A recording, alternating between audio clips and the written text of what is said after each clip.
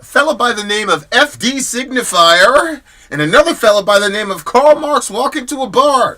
They disagree about the 2024 election. Who's right? Let's talk about it, y'all. Middle America. And you ain't black. I don't know what I said. The first time ever any... What are you people? We're Americans.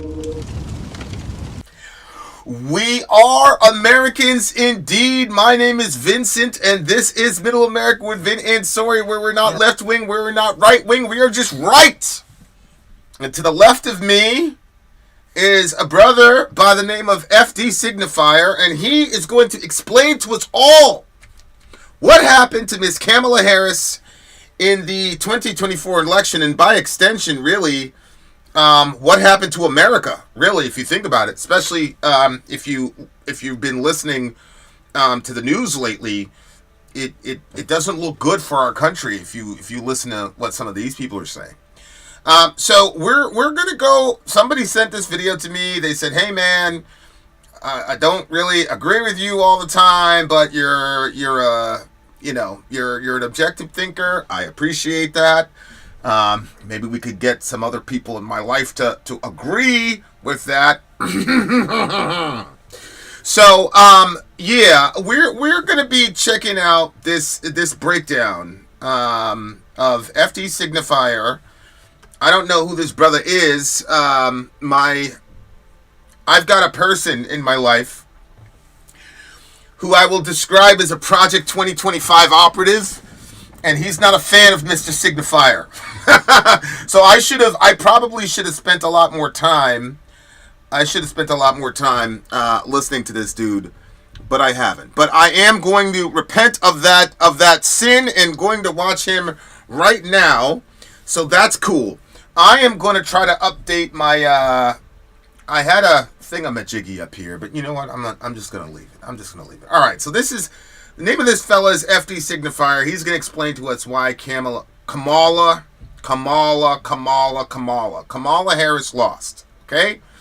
It's not Kamala, it's Kamala, as I have been corrected on a multitude of times, and there's nothing wrong with correcting me because I am not God, and that means that I am not omniscient, and that means if you are not omniscient, then that means you can make mistakes, and I certainly did.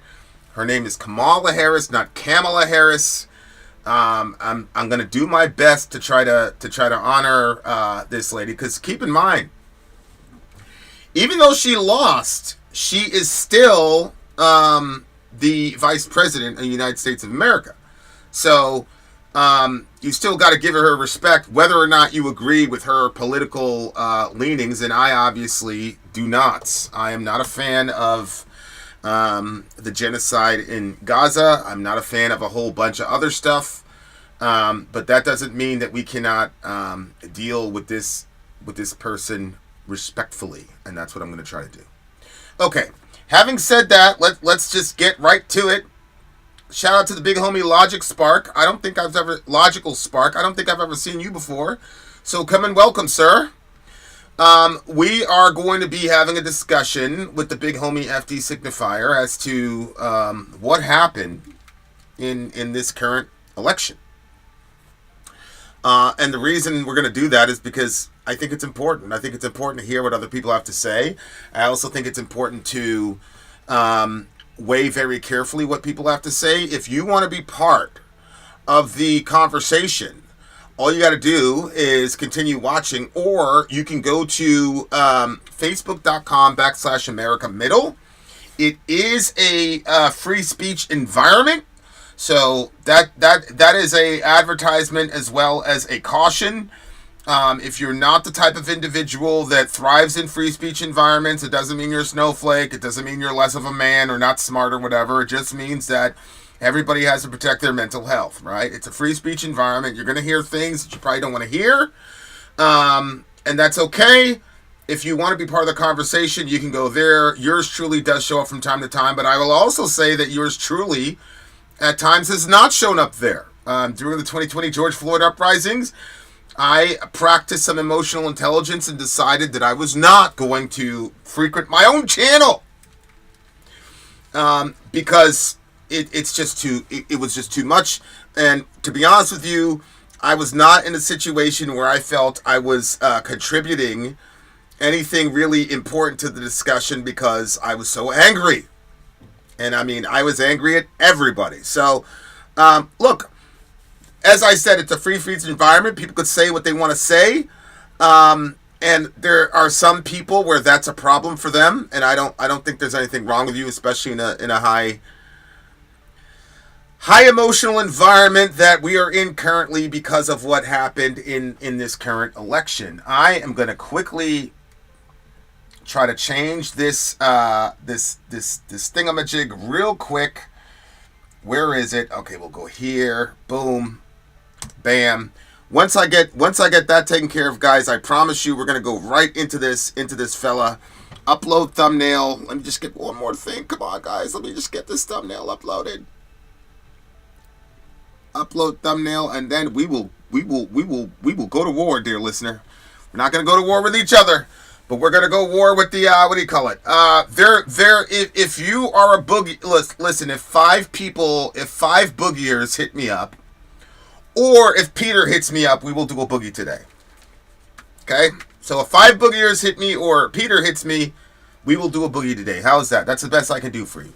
But right now, we're not talking about the boogie, my brother. We are talking about the big homie, Karl Marx, and the big homie, FD Signifier. Now, here is one of the main.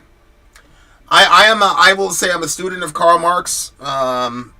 It was a very interesting discussion, actually. I was on a show, was on one of my own shows, and we were going back and forth, and somebody said something to the effect of, I said, I was talking about how horrible communism was, and I said, how many people did communism kill? And he responded to me by saying, well, how many people did capitalism kill? And I kind of laughed. I was like, nah, what are we talking about here? And then he said, I could tell you're pretty ignorant of this discussion. Maybe you should do some reading. Have you ever done any reading of Mr. Marx? And I said, no, I haven't done any reading of Mr. Marx. And he goes, well, then how can you know that Karl Marx is this horrible person if you never read anything by him? Touché. Okay, so we will talk about Karl Marx in a second, but as I said, without further ado, here we go. This is the big homie FD Signifier. How the F did Trump win? Let's go. All right, not a lot of fun and games today. We're going to jump right in. I did a live the day after the election where Donald Trump became only the second president in American history to win a non-consecutive term by convincingly beating Kamala Harris, and emotions were high, limited information was available. But based on what I had seen and what I had been hearing at that time, I made the proclamation in this live that the core reason Kamala Harris lost her bid for presidency of the United States was misogyny and racism. I based this.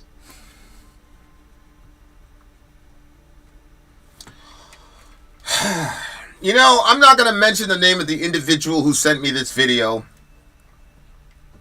but I'm already a little bit disappointed. Misogyny and racism is the explanation for why Kamala lost. Now, I will say that this brother said this was before he had access to any information or data and stats.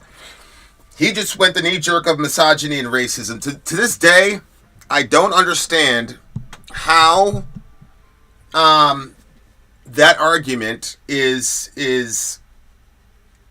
such a powerful argument, or not a powerful argument, but a ubiquitous argument. It's very hard for me to accept that it was racism, considering we had a president by the name of Barack Hussein Obama, who got elected in 2008, I believe, within the same decade of the 9/11 attacks. After we had invaded Iraq, the leader of Iraq, his last name was Obama's middle name, Hussein. And prior to us attacking Iraq, we were told that a man by the name of Osama bin Laden, which rhymes exactly and is one letter off from Obama, the white folks voted for that brother twice. The second time, I believe, he had like 342 to something. I mean, he was crushing folks. Mr. Obama crushed people. So I'm not particularly certain as to why folks believe that this is a powerful rhetorical device to say that it was racism and misogyny that lost the election. But to give him credit, he said this is before I had access to the data. Fair enough. Now listen, I will always respect a man or woman or in between, whatever, who can do some meta thinking, meaning thinking about thinking. Like he's telling you, I was emotional, blah, blah, blah. And so that's the first thing that came out of my mouth. Okay, fair enough. We continue. Not just on my general beliefs on the pervasiveness of sexism and racism in this country, but on the fact that at the time, the early data indicated that there was a huge decrease in voter turnout for her specifically with rural and suburban white men. With rural and suburban white men, they did not turn out for Kamala Harris. Okay. Let's see. It says 67% of the rural white men voted for Mr. Trump. 57% of the suburban white men voted for Trump. And then 53% of the urban folks voted for Miss Harris. So, because white men voted in a specific direction, that is definitive proof that we're dealing with racists. So if the rural and suburban white men voted for Harris, that proved that they were, if I was like a white supremacist and a rural and suburban white men voted for Harris, could I then shoot a video about how white men have been afflicted with self-hatred, and then this would be the only explanation can be self-hatred among white men because they voted for Kamala Harris over Donald Trump? Does that logic work? We continue. Folks, including more moderate leftists and liberals, agreed with this take, but also disagreed with the take. Others that I would call my peers politically, and some even further left than I, felt like this take was erroneous and in some ways let the Democrats off the hook for their many mistakes, many mistakes. Well, I hope we could talk about some of these many mistakes because I agree with him there. I think the Democratic Party made some significant errors in this race. As my friend Bill Bobby says, I voted for Jill Stein because I'm misogynistic. Well, Jill Stein is a woman, and so I'm sorry, you can't be misogynistic, but Bill, if you're white, we can then say you're racist for voting for Jill Stein. We continue.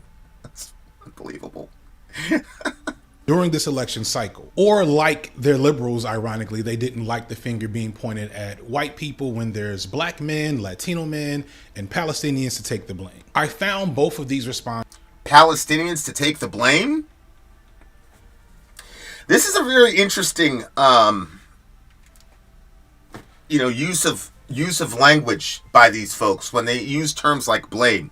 Like I had somebody message me and says, are you blaming trans people for this? Like, blame is when something wrong happens. This is a democracy. The people that were talking about the importance of democracy for the last 2 years have been telling us that democracy is the only thing is at stake. But what's interesting is when the people democratically decided that they wanted a certain person, now we're going from democracy to racism and misogyny. Okay, we continue. This is frustrating as neither really aligned with how I saw the whole situation, but at the time I didn't have enough data and I hadn't talked to enough people to feel too confident in my own take. But now, some weeks later, as most of the details and info are near final, along with being able to observe and process a lot of other people's opinions in the aftermath, I want to return to this opinion with a little more data. That's what we'll be doing in this video, using a mostly data-driven approach to explain why Kamala Harris lost, or better yet, why Donald Trump won. And what... Okay, you're going to explain why Kamala Harris lost and why Donald Trump won. Okay? Now, dear listener, any analysis of Miss Harris that does not include the fact that Miss Harris in the 2020 primaries pulled out of the primaries prior to California. And you have to ask the question, why then is it significant that Miss Harris in 2020 pulled out of the entire shebang in California? Well, let me answer that question for you, dear listener. Miss Harris hailed from California. She did a lot of AG work in California. The people of California knew who she was. That should have been a 4-mile-an-hour fastball.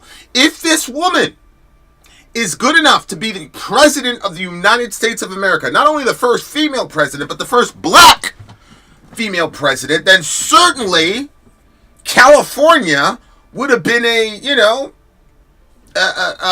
almost a formality. She should have went in there and smoked California. Unfortunately, she pulled out prior to that. Why? Because she was so unpopular that Mr. Bernard Sanders was projected to beat her there. Which makes sense. Because I would have voted for Bernard Sanders. But then you had a fellow by the name of Joe Biden who was trending higher than her. You had a fellow by the name of Andrew Yang who was trending higher than her.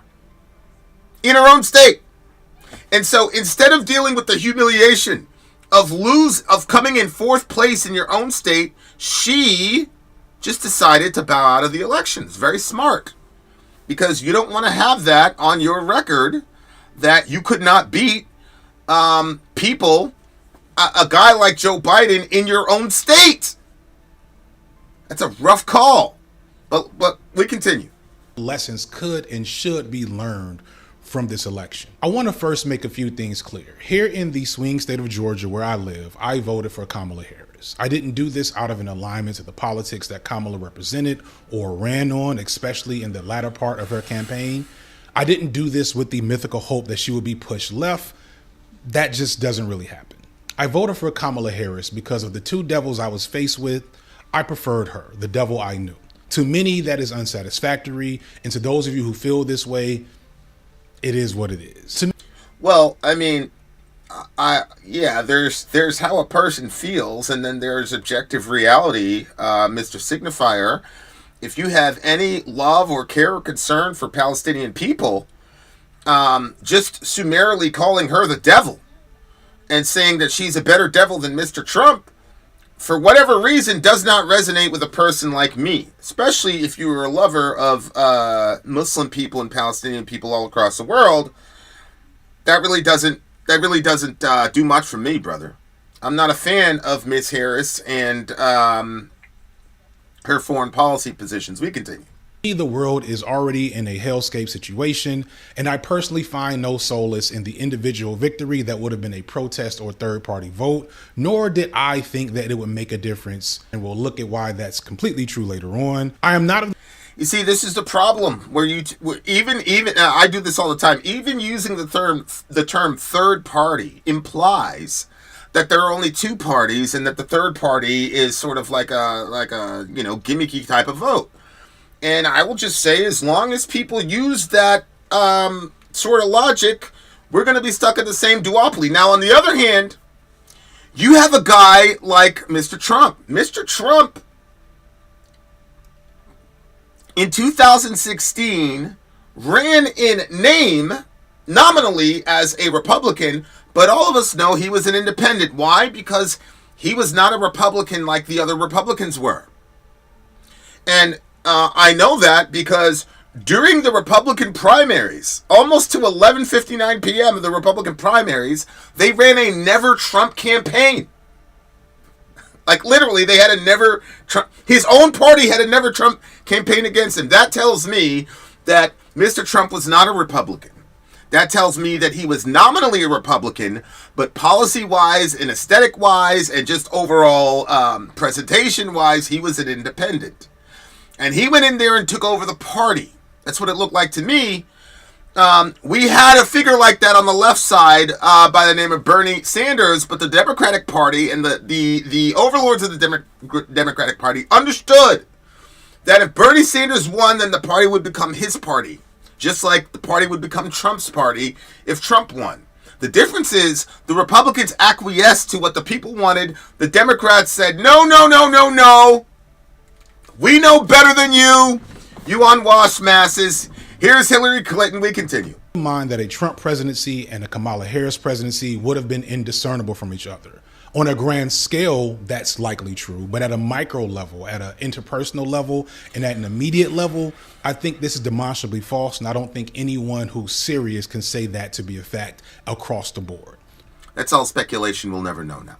Trump's 4 years as president before were harmful in numerous ways that were unique to him, including his handling of a once-in-a-lifetime pandemic, which was made worse by his incompetence. But I digress. I'm so confused by these people when they talk about the way that Trump handled the pandemic. Does anybody on the planet truly believe that Joe Biden would have handled the pandemic better? Remember, Mr. Trump was banning the Chinese from coming to America, and it was Nancy Pelosi who shot a video in Chinatown and then told everybody in New York, one of the most congested cities on planet Earth, to go to Chinatown and hug a Chinese person, yada yada yada. I'm not going to hold Miss Pelosi accountable for that. It was a once in a lifetime pandemic. What did she know about it? I don't hold any of the politicians accountable for any of that stuff, Republican or Democrat. In my opinion, they did their best. As a matter of fact, these people were all in more danger of the pandemic than you and I would be. So, we continue. I'm only bringing this up because I also don't want this video to be mistaken as a defense for Kamala Harris or the Democrats. And it's really frustrating that our political discourse on the left has been so atomized and just made into content garbage that people who take nuanced look at these complex issues end up having to be in one camp or another. Like, I'm literally in the moment have done this take like 10 times because I'm trying to find the words to say how frustrating it is to want to have a nuanced conversation around electoralism when there's people that if you don't support Kamala Harris, they don't want to hear anything you want to say, even though there's obvious reasons to not support Kamala Harris. And people that don't support Kamala Harris feel like there's no logical or moral reason to vote for her regardless, as if anything in our political reality is that black and white.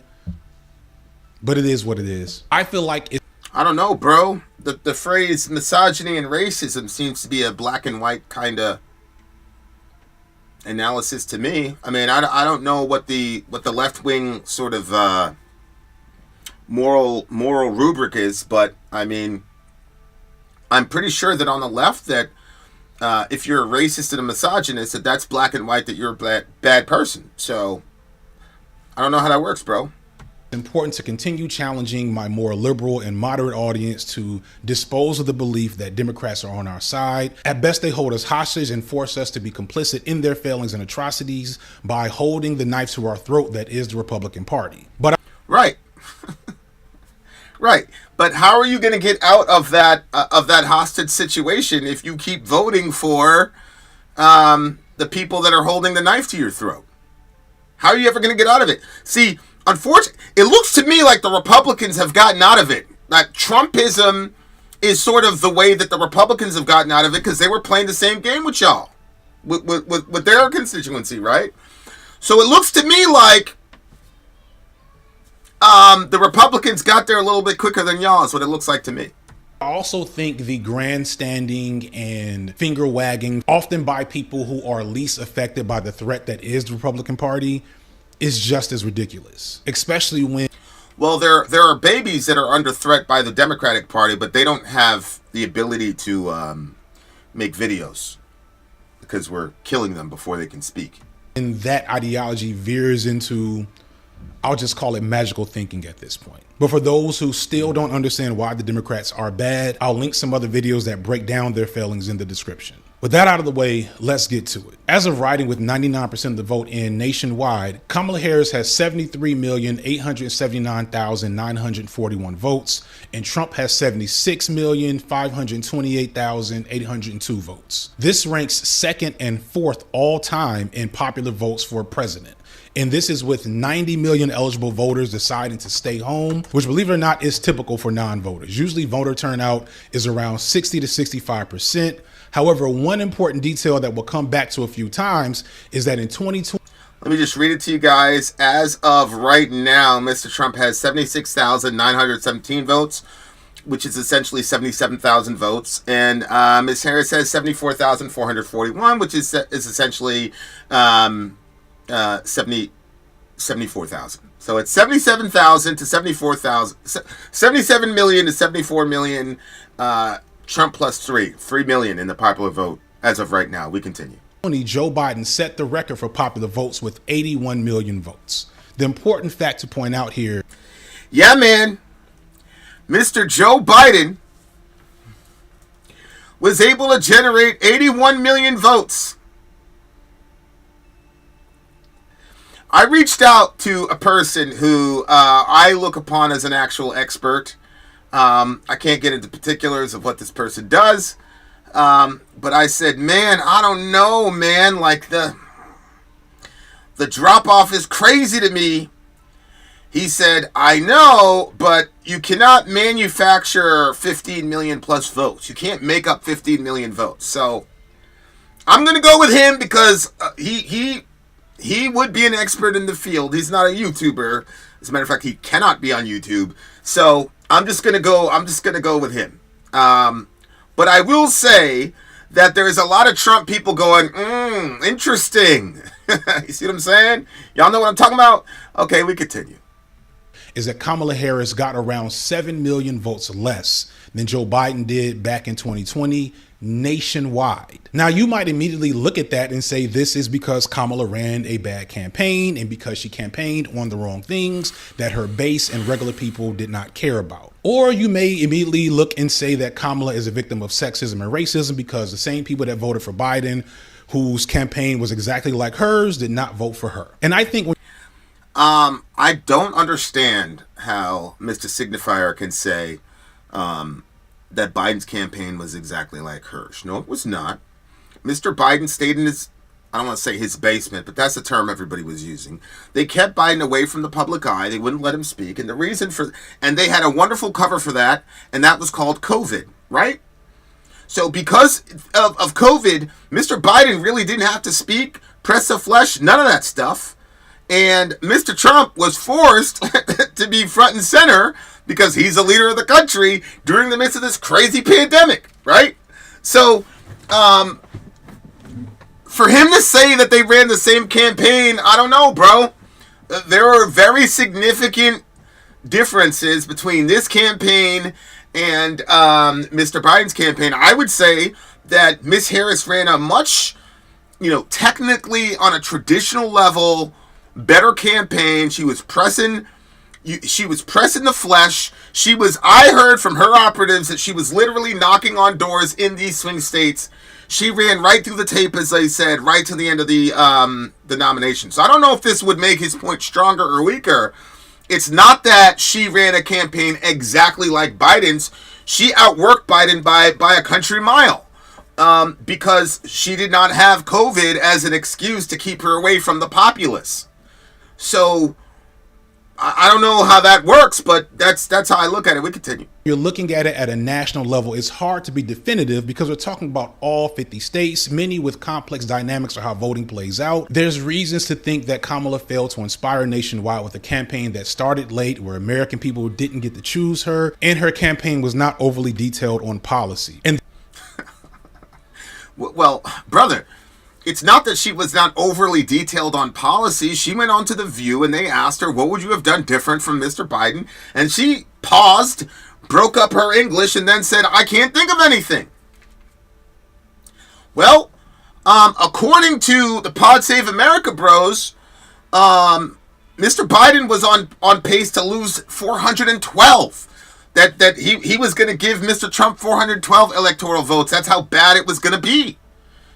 So, I'm not seeing where we're not connecting the dots here, Mr. Signifier. Stuff that was emphasized showed her to be a centrist and a moderate, which much of the base might not have been into. I would argue that much of her rhetoric at the Democratic National Convention in August was more suited for a moderate. I'll tell you what, though. You can say what you want. Republican.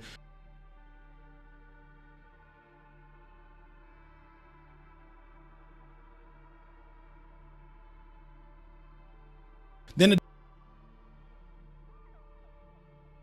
You can't lie. Like, she looked glorious. Like, sometimes the Fox News people, you know, like they did that to Beyonce when she was doing the Super Bowl. I forgot what Super Bowl it was. I think it was San Fran Ravens Super Bowl, when they had that one clip of her and she looked all manly and shit.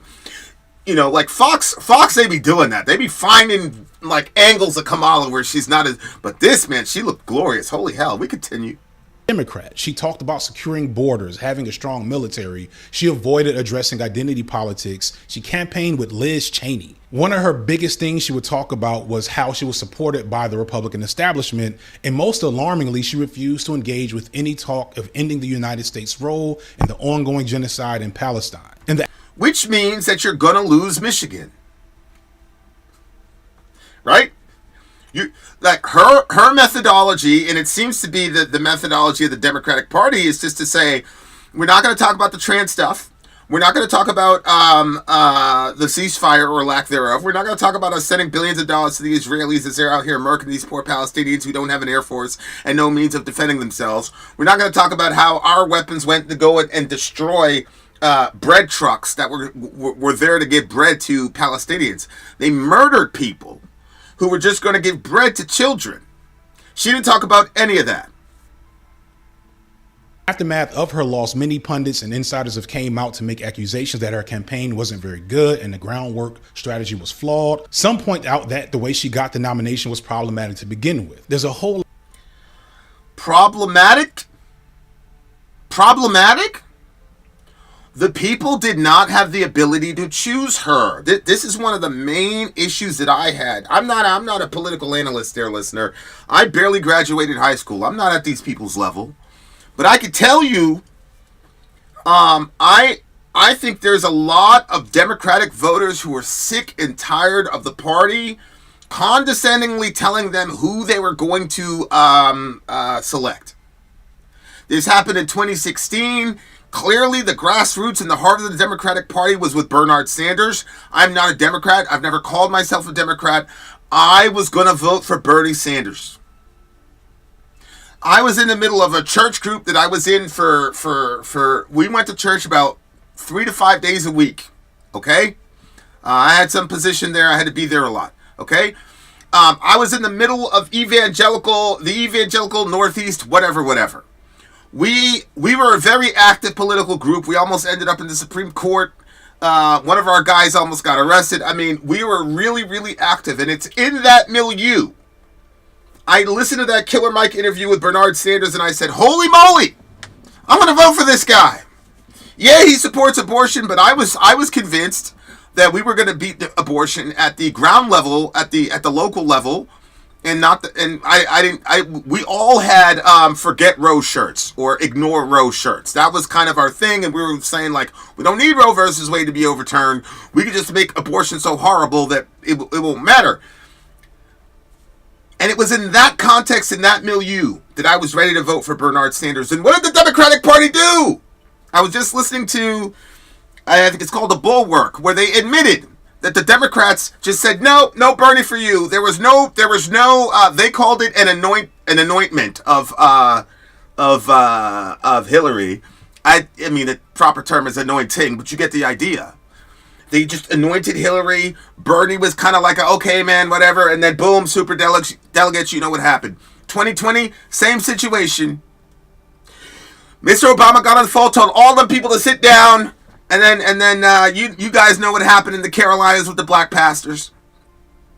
So you had 2 election cycles where the Democrats said, we don't care about what your opinion is. This is the person that you have to vote for, okay? So Mr. Biden in 2020 made gaffe after gaffe after gaffe after gaffe. It was clear that he was declining intellectually, etc., cognitively, whatever you want to say. And they sat everybody down, and Obama made the decision that we had to go for him because if all those other people were still operating in the race, then Bernie Sanders was going to win. And Mr. Obama knows that if Bernie Sanders won, the party would never be the same in much the same way that Mr. Trump has taken over the party in 2016. That's what happened. Then in 2024, what happened was Mr. Biden told us that he was going to be a transitional figure. And then he said, no, I don't think so. I think I'm the best person suited for the job. You know what he should have done? is after the red wave failed to materialize in 2022, if he would have took out another moment on NBC and said, "Dear fellow Americans, I told you guys I'd be a transitional candidate. You guys have responded very clearly about this red wave nonsense. You guys know what you want. And now what we're going to do for the next 2 years is for a year, we're going to have people talk about like what their positions are. And then we're going to do some weird primary that you've never heard of before. And you people are going to pick the next president of the United States of America."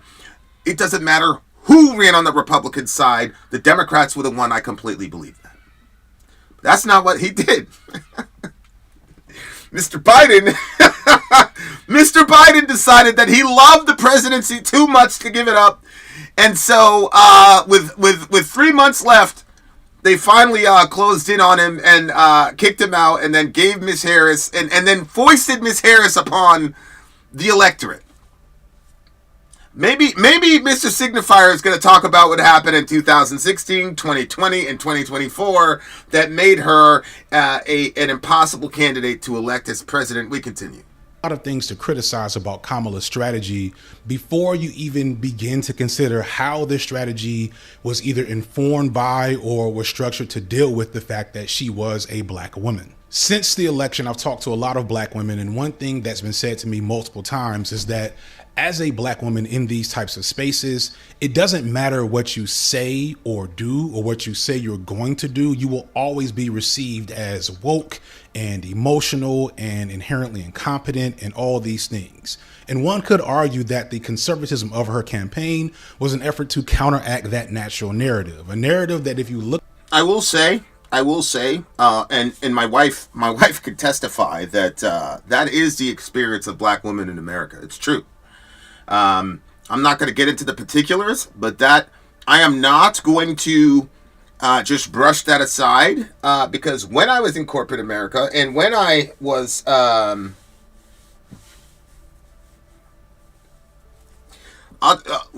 in corporate America, that was very, very obvious. And when you work for the government, there are certain situations in which a person of color is absolutely necessary. And it is in those situations that I have seen finally black women get their respect or women of color get their respect. But outside of those bounds, not so much. So I'm not going to sit here and say, no, that's not true. That's absolutely true. It does happen. I've seen it with my own two eyes. We continue. At exit polls, she definitely seemed to stick to her despite her flaw. Mex says, we're already in the woods with this dude calling her a black woman anyway. The people who are mounting apologies for Kamala Harris have got to contend with the fact that she never identified herself with us or our struggle until very, very, very recently. Very recently. We continue. Campaign. And I'm not saying that to say that her campaign was good. I'm just saying it helps explain one of the reasons why it was the way it was. However, this doesn't seem to matter when you look at the data. When you zoom in from the national level and just look at the 7 key swing states that really decided this election, you begin to really get some answers. For those unaware or outside of the US, our presidential elections are some bullshit low key. The country has 50 states, right? And each state is worth a certain amount of points. If you win that state by getting the most votes in that state, you get all 20 points. Even if you only got 51% of the vote, you still get all 20 points. What this ends up doing is making it so 5 to 10 states that are up for grabs really control the entire election. And that's because most states in America consistently vote in a very specific way. Some states like Minnesota, for example, haven't voted for a Republican for president since 1968.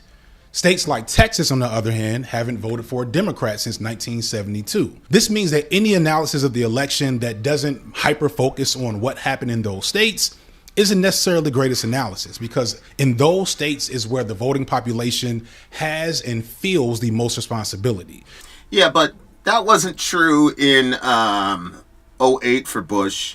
It wasn't true in 04 for Bush.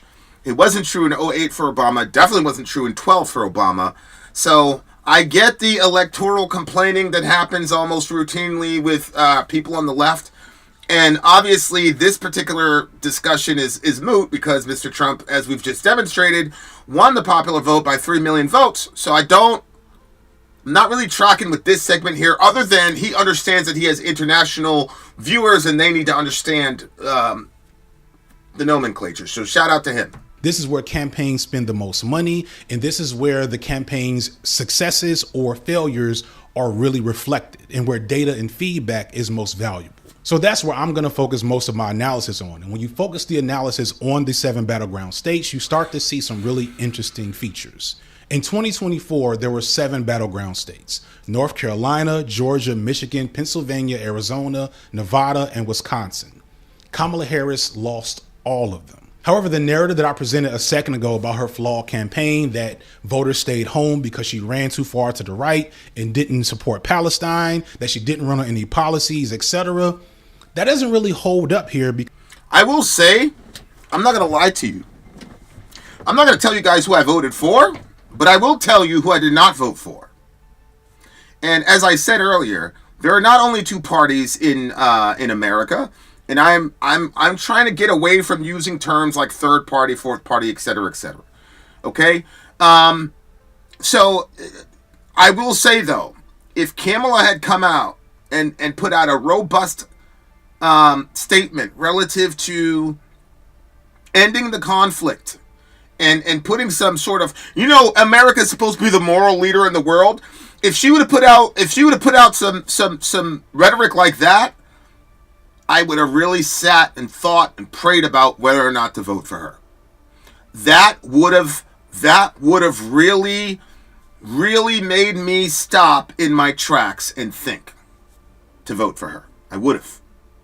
I don't think I would have voted for her, but if she would have spoken to the devil and told the truth about what was going on over there in Palestine, I would have had a serious struggle. I didn't even consider Miss Harris, to be honest with you. We continue. Because in 4 of the 7 swing states, Wisconsin, Georgia, North Carolina, and Nevada, Kamala Harris actually outdid Joe Biden in 2020. That's from small numbers. It's not like she outdid him by a whole lot. But considering that Joe Biden had 7 million more votes nationwide, the fact that Kamala Harris kept up with him in these 4 battleground states indicates that she wasn't doing nearly as bad as people are trying to say she was. Then how can we say it was racism and misogyny that she lost? It just looks to me that Trump just converted the country is what it looks like to me. If Joe Biden set a record last time with 81 million votes, okay? If he set that record and then she beat him in 4 of these 7 battleground states, how can you say it's racism and misogyny? It just looks to me that Trump just massively overperformed.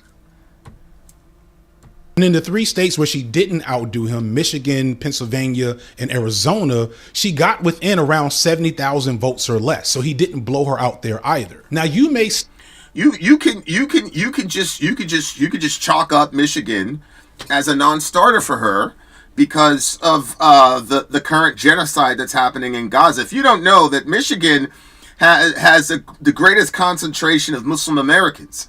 Especially, Dearborn, they call it Dearbornistan, you know what I'm saying? So, there's no Democrat that would have won Michigan unless they came out and spoke against the genocide that's currently occurring to the Palestinian people there.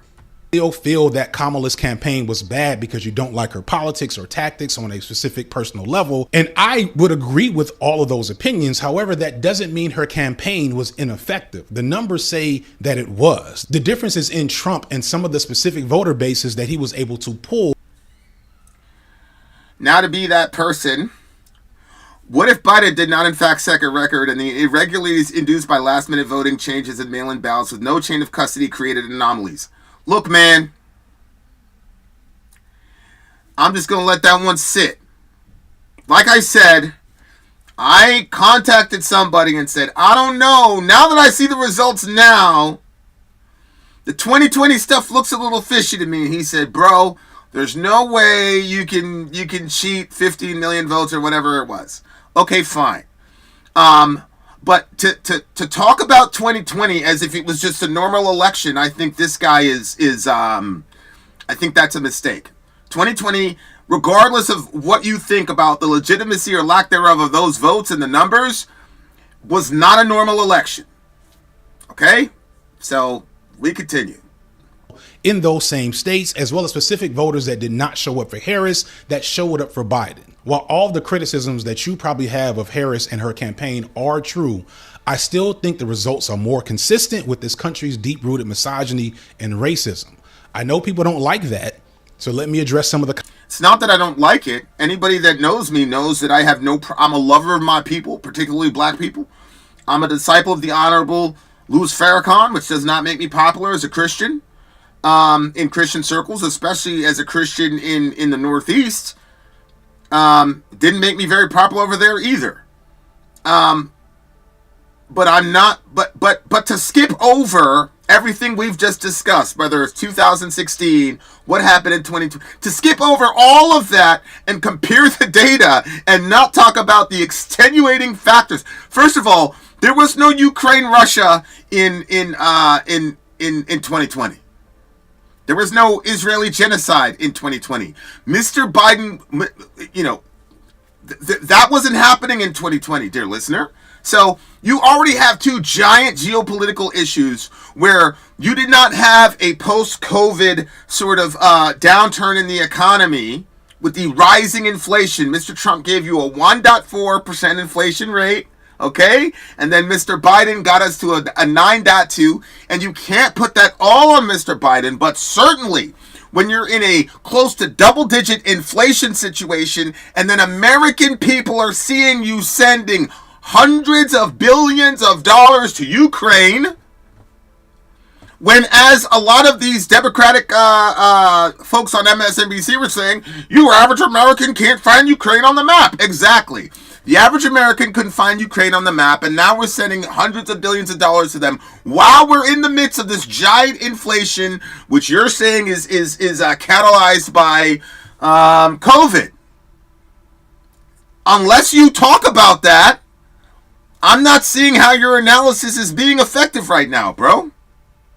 Arguments that I've seen against this take. So one of the main things I've seen is that, bro, I'm not talking about, Ukraine was going on since 2008. I'm not talking about that. What I'm talking about is the invasion, the drama, and the I don't know what the count is. Somebody get me the count.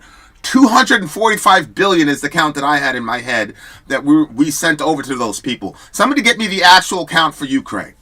But I can tell you, I was completely turned off by that whole situation.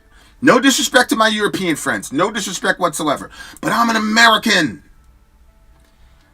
I'm an American. We just killed Roe v. Wade. Bless God. I would have loved for Mr. Biden to get on TV and say, you know what, girls? We're going to give you $245 billion in aid if you have a child post this Roe v. Wade stuff. I'd have loved it. That's not what happened. So we did not have those factors, sir, in 2020. So unless this guy talks about those factors as far as comparing the two, if he just says, well, white people voted for Biden here, but they didn't show up for her here, that's not good.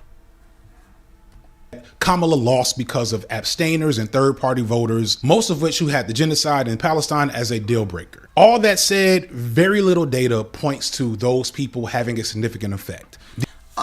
I'm just going to say that Michigan lost. I'm going to say Michigan was impossible for her to win, considering her position on Israel-Gaza. The most prominent third-party candidate left to Kamala who did not support the genocide was Jill Stein. And in no swing state did Stein get even a full 1% of the vote. In Wisconsin and Georgia, she didn't even come in third. I know some truly principled leftists actually voted for Donald Trump in protests, which... okay, but I seriously doubt that was enough to really make the difference here to put the loss on Stein and protest voters. You could argue. Were there really leftists that voted for Trump out of spite? You know what? I think there are a lot of leftists who voted for Trump because they thought, the economy was better, and leftists have kids just like all the rest of us. But when they talk to their friends, they want to be able to say there's a moral reason for why they did that. That's what I think happened. It's very hard for me to believe that a real dyed-in-the-wool leftist did it just so that they could protest. Really? Come on. that more principled anti-genocide voters just stayed home, but that would clash with the aforementioned fact that turnout was up in swing states. Stein did her best in Michigan, where there is a large Muslim population, where there was also a well-organized effort against the Harris campaign because of her response to the genocide. But even in Michigan, if you add all of Stein's votes to Kamala's, she would still lose. This is important to point out for a few reasons, but for the moment, I really wanted to sink in with liberals and moderates who have went full mask off online with their vitriol towards the people of Palestine and the anti-genocide movement. In the days and weeks after the election, many on social media pointed at Palestinians and their supporters as the cause of Harris's loss, and it was gross and abhorrent to witness. People posted videos of them going to Starbucks, which, by the way, Starbucks was never actually involved in any boycott related to Palestine. That's just a significant marker of how uninformed a lot of us are online, myself included. But regardless of whether or not Starbucks was a part of the anti-Palestine movement, the fact that people were going there explicitly to spite Palestinians, that shit is whack. That shit is fucked up. All you should be ashamed of yourselves. People argued, well, these folks are just angry and they should be allowed to vent their anger and express their emotions without being judged. And sure, maybe, but in that regard, where is that same empathy for Palestinians who are actively being bombed right now? Okay. No. If you're black in this country, you do not get to pretend that not having a black female figurehead, marionette, puppet, whatever, you don't get to pretend that being, quote, taken from you is equivalent to a mother having to listen to her child cry for her until she doesn't breathe anymore because she's under 400 pounds of cinder block. Are you insane? This is sociopathic behavior. Newsflash, black people, bad things happen to us in this country. Bad things continue to happen to us in the country. But this is a fucking genocide. It's not equivalent. Disgusting. Seriously. Disgusting. Fuck all of you that did that. Fuck every single one of you that did that. Black, white, I don't give a fuck. Unbelievable to me. The narcissism of Americans. I don't give a fuck what fucking community you're part of. Unbelievable. You were actually doing that to mock those people.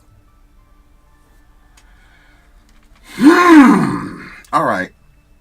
I gotta reset. I don't want to hear nothing from nobody. Don't tell me nothing about fighting for black people. There's nobody that's going to fight more or harder for black people than me. I was up in Maine, going up against all of them. Be quiet. This shit right here is inexcusable. Inexcusable. Starbucks was absolutely being boycotted because of parricide, specifically because they fired people over Palestinian support.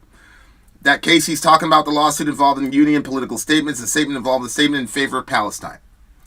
Yeah, I'm not particularly certain, but it looks to me like these girls were drinking their Starbucks and going out of their way because the people in Michigan wouldn't stand in solidarity with them. They don't need to stand in solidarity with us. We're not the ones being genocided, ma'am. The fact that you can afford a Starbucks and that you have an iPhone with a camera that can show you enjoying your Starbucks indicates you're not in the same fucking universe as these people. Unbelievable. Wow.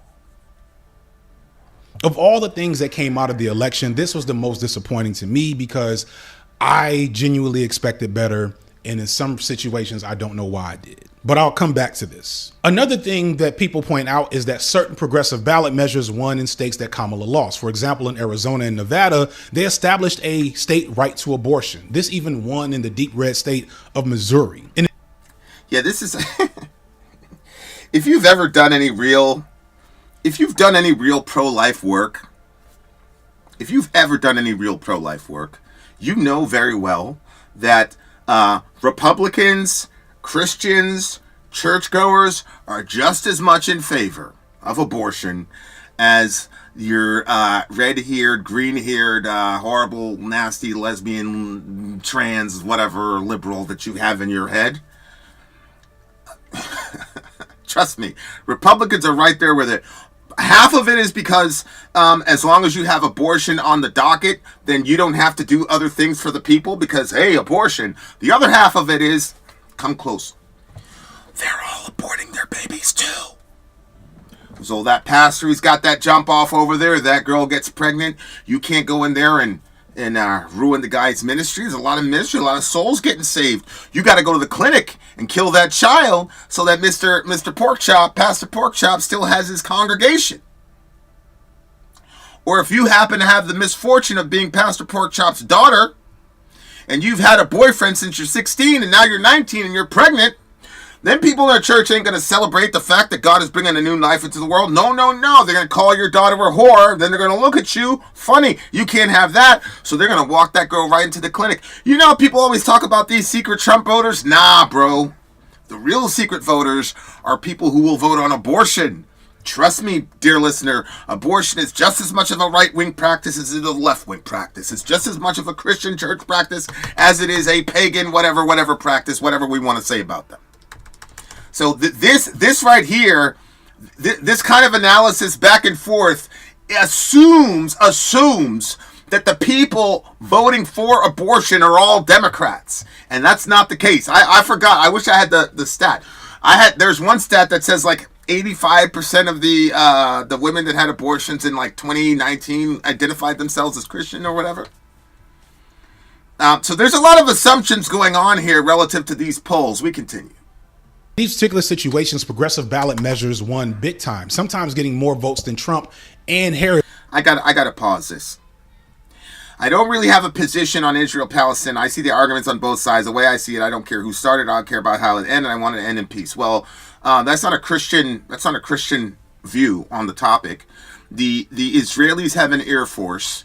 They've been bombing and killing mostly civilians. They've killed 45,000 people. And so there's not like there's equivalence, and there is no way in the information age to hold a neutral perspective on what's going on over there. Now, innocent people are being killed. People are being starved to death. Women are dying of thirst. Pregnant women are having miscarriages of 8-9-month-old babies. The Republicans, we're supposed to be pro-life. These people are dying in the worst ways possible. There is no way to be neutral on this topic. Anything other than complete censure is support of a genocide. We continue. In a particular state. So this would be a good argument against the misogyny and racism issue if you don't actually understand the difference between progressive politics and progressive policies. Many people will point out that progressive policies like universal health care, gun control, abortion, all tend to be popular issues that most of the nation agrees upon. The problem there is how these issues are seen, if they're connected to or in any way can be seen as supporting of black people, people who are seen as undeserving. Whenever an issue is connected to black people in this country, white people will vote against that issue essentially out of spite. Right now, is that true? Is that what happened? Mr. Bernard Sanders was out there getting Medicare for all to everybody, and the Democrats killed it because it was going to benefit black people. Was it those nasty Republicans who destroyed Bernie Sanders, Mr. Signifier? Now look, I got to be fair to the homie. Maybe he's going to point out the fact that it was actually Democrats, the Democratic establishment, that took out Bernie, which have been health care for all, which would have greatly impacted black people. Great. Here's the other thing that Mr. Signify has to talk about. Anytime there's a political movement that benefits black people, white people don't like it. Okay? We all know the First Step Act with Mr. Trump passed, not Mr. Obama, not Mr. Biden. Mr. Biden didn't come out with the Second Step Act for black people. That was Mr. Trump. That was heralded as a good thing to do by Mr. Trump. That was white America brought that to us. I'm sorry, that doesn't work. Listen, like I said, America's a racist country. I'll say America's a racist country. I don't have a problem saying America's a racist country. But you cannot use this as the example. It was not the Republicans. It wasn't the white guy from Montana that destroyed Bernie Sanders and the health care that he was going to get to us. It was the Democratic Party. Secondly, Obamacare was touted as that, especially by the right, and the country sweepingly voted for him twice. unless you're trying to tell us that the folks who voted for Obama twice and the main thing was Obamacare, are you saying that all those people thought, oh, Obamacare was going to skip black people? Ridiculous argument. I cannot believe this guy is making this argument. Holy smokes. So we're not getting, first of all, Kamala didn't even run on healthcare. You yourself said it, my brother. She had no identity as a candidate. She ran on no other policy other than she's going to save democracy and Orange Man bad. What are we talking about here? Now they're trying to repeal the Affordable Care Act, which is known to white people, a specific type of white people, as... Did she run on restoring the Affordable Care Act? Did she talk about it? Can somebody get me a video of her making a real point about saving the ACA? Obamacare. These are people that will literally lose their health care if Obamacare is repealed, but because it has the name Obama on it, they do not care, or they don't care enough to actually know what will happen. That's true though. I saw a TYT video where the lady's like, I hate Obamacare. But then they're like, well, what about the ACA? They're like, oh, I love that. And secondly, Obama called it Obamacare. Prior to Obama being elected, it was called Obamacare. So like, now he's trying to make it sound like all these racist whites, they call it Obamacare. I'm going to give you a 50-50 on that one, because I did see some Montanese white folks talking about they didn't like Obamacare, but they like the Affordable Care Act. So I'm going to give you 50% for that, but I'm sorry. These same ignorant people voted for this man twice, okay? So I'm sorry that's not working for me, bro. Happen to them. And we've seen this historically in America. The easiest example comes from the history of programs such as the New Deal or the GI Bill. Both of these programs provided massive subsidies, social welfare, and handouts to predominantly white people across the country, enabling the largest growth of the middle class in modern history, but only for white people, as both these programs were greatly impossible to access for African Americans. And when people started even hinting at the idea that African Americans should start to benefit from these programs, public opinion on these programs changed. People started looking at them as welfare and handouts to the undeserving. And all of these programs saw drastic cuts in subsequent years. Let's think about the math here. White people make up the vast majority of the population of the United States, especially if you're talking about New Deal era America, all the way up into the 90s when I came into consciousness. You're going to have to show me some stats about that. This seems to me to be a lot of like, here's this social event, and now I'm going to pour in all of this ill will from white people about black people with no data. I remember Mr. Clinton. I remember him saying it's the economy, stupid. And I also remember him saying nobody wants a hand out, they want a hand up. And I remember workfare. I remember all of that. I don't remember anybody running on, we can't let these niggers have welfare too. I understand the crazy stereotype of the black woman with the five baby daddies on welfare, but there was also the crazy stereotype of the white woman, 500 pounds, eating bonbons, right, on welfare. Matter of fact, the what was that song that came out last year? The men from, you know, the men from up north or whatever. Remember that country guy was singing, and then he talked about the 400-pound woman eating bonbons on welfare. That's a stereotype of the white woman on welfare. So there were both resentful stereotypes for both races of people when we were talking about welfare. I don't know if this guy's audience is too young to remember the 90s and the rhetoric that was going on in the 90s, but I'm not. I remember that. I remember Mr. Clinton talking about workfare and a hand up and not a handout and all the rest of it. So this idea that, oh, Kamala had these great ideas, but because it was going to benefit black people, they didn't want to vote for it, is ridiculous. Stop it. Secondly, why did the Democratic Party have to destroy Bernie Sanders if that was the case? They should have just let everything go the way it was, because Mr. Sanders was touting Medicare for all. So he should have got washed immediately, right?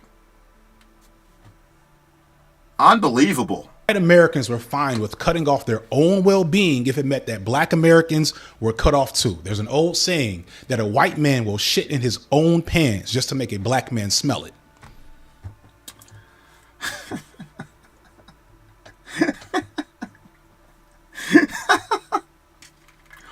I'm sorry. I'm sorry. I'm sorry. I'm sorry. I just have never seen a moment in American history where white people were so committed to destroying black people that they were willing to destroy themselves. As I said, Mr. Bernie Sanders went there and sat down next to Killer Mike, right in the middle of the hood. Little Jewish dude right in the middle of the hood. And this man, Bernie Sanders, took the country over like wildfire. If the Democratic Party would have had the same electoral policy at the primary level that the Republicans had instead of these super delegates, then this would have been a moot point. And again, Mr. Signifier is going to have to explain to us that if that's the case, these white people are so angry and they would rather their kid die of leukemia than a black person be able to get some health care. Then why in the world did Mr. Obama, who was touting Obamacare, how did he get 340 electoral votes over what was the guy's name? The guy that had he had books of women. What did he call it? What did he say? The Mormon dude from Utah. Not the Mormon dude from Utah. The Mormon dude. Somebody tell me who it was. I'm sorry, man. I'm sorry, but I've got a little bit more memory about how politics operated in the 90s and the thousands and the aughts. You're gonna have to give me some data with this, bro, because all I'm hearing is white people just horrible. Mitt Romney, there it is, Mitt Romney. All I keep hearing about is how stupid, like white people are so stupid and racist that they will do that in their pants just so that a black man will smell it, blah, blah, blah, blah, blah. No data, no nothing, just his ridiculous, I mean, honestly, racist, prejudiced, angry understanding of the white electorate. Listen, man, I have no illusions about white people in this country. My understanding of white people in this country is my understanding of all humanity, which is to say that human beings are all sinful, because I'm a Christian, and anytime you combine sin with power, you're going to get an ism. Men are generally more powerful than women, and that's where you get chauvinism and sexism, and it actually works out in the real world. And in America, white people are more populous than black people, and so what they're going to do is they're going to operate on their interests. That doesn't necessarily make them hateful or racist, it makes them human. But what you're not going to convince me of is that the white electorate has made electoral decisions on a macro level that is going to harm them just so they can harm us. I need to see that data. I need to see it. I've seen white people do things that harm them to benefit us, i.e. the Civil War, but I haven't seen anywhere where white people do things to harm them so they can harm us. I need to see it. FD is conveniently leaving out the crack epidemic, pretending that people on welfare crashing out on drugs and the PJs didn't affect people's perception of such programs as wild. I mean, that did happen. But again, we also have heard the stereotype of the white trash woman in the trailer park that's 400 pounds eating the bonbons. Okay? That stereotype has happened as well. Do you know why? Because people in a powerful class will always look down on people in a lower class. I'm not saying that racism isn't real, but read the Grapes of Wrath. What happened to the people in the Hoovervilles? They started making terms and slurs for the people, the white people affected by the Great Depression. That was one of the main themes of the Grapes of Wrath, where you get class consciousness, etc. And we're getting closer and closer and closer and closer and closer to our friend Karl Marx in a second. We continue. Moving on. Split ticket wins for Democrats in Senate and governorship seats don't prove anything regarding Kamala Harris's candidacy and campaign. One of the more frustrating arguments I've encountered is people saying that you can't call it racism or sexism because Ilhan Omar won her election in Michigan, or these two other black women won in Maryland and Delaware. Further, Nevada, Arizona, Michigan, Wisconsin, and North Carolina had Senate or gubernatorial victories for Democrats, but those states did not go for Kamala Harris. How can you call it racism and sexism when other black women and other Democrats were supported in situations where Kamala was not? Again, this sounds like a sound argument until you go back to look at the data of what actually happened. The first one is easy.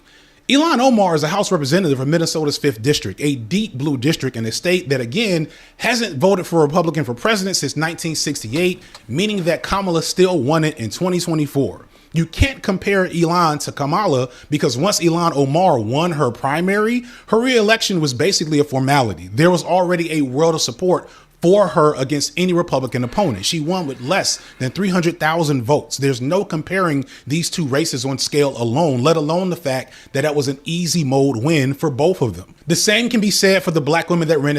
Yeah, but what you're not addressing, my brother, is how did she win the first time? How did she get the first win?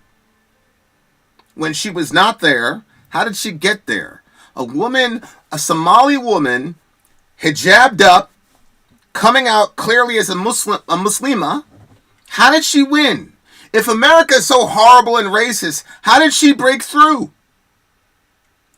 Are we not going to have an oh, because that happened earlier. So what happened? She got up there in 2018.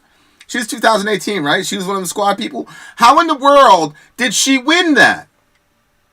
These white folks over there. How did these white folks pick a Somali woman who is hijabbed up? And trust me, I know about Minnesota because I've got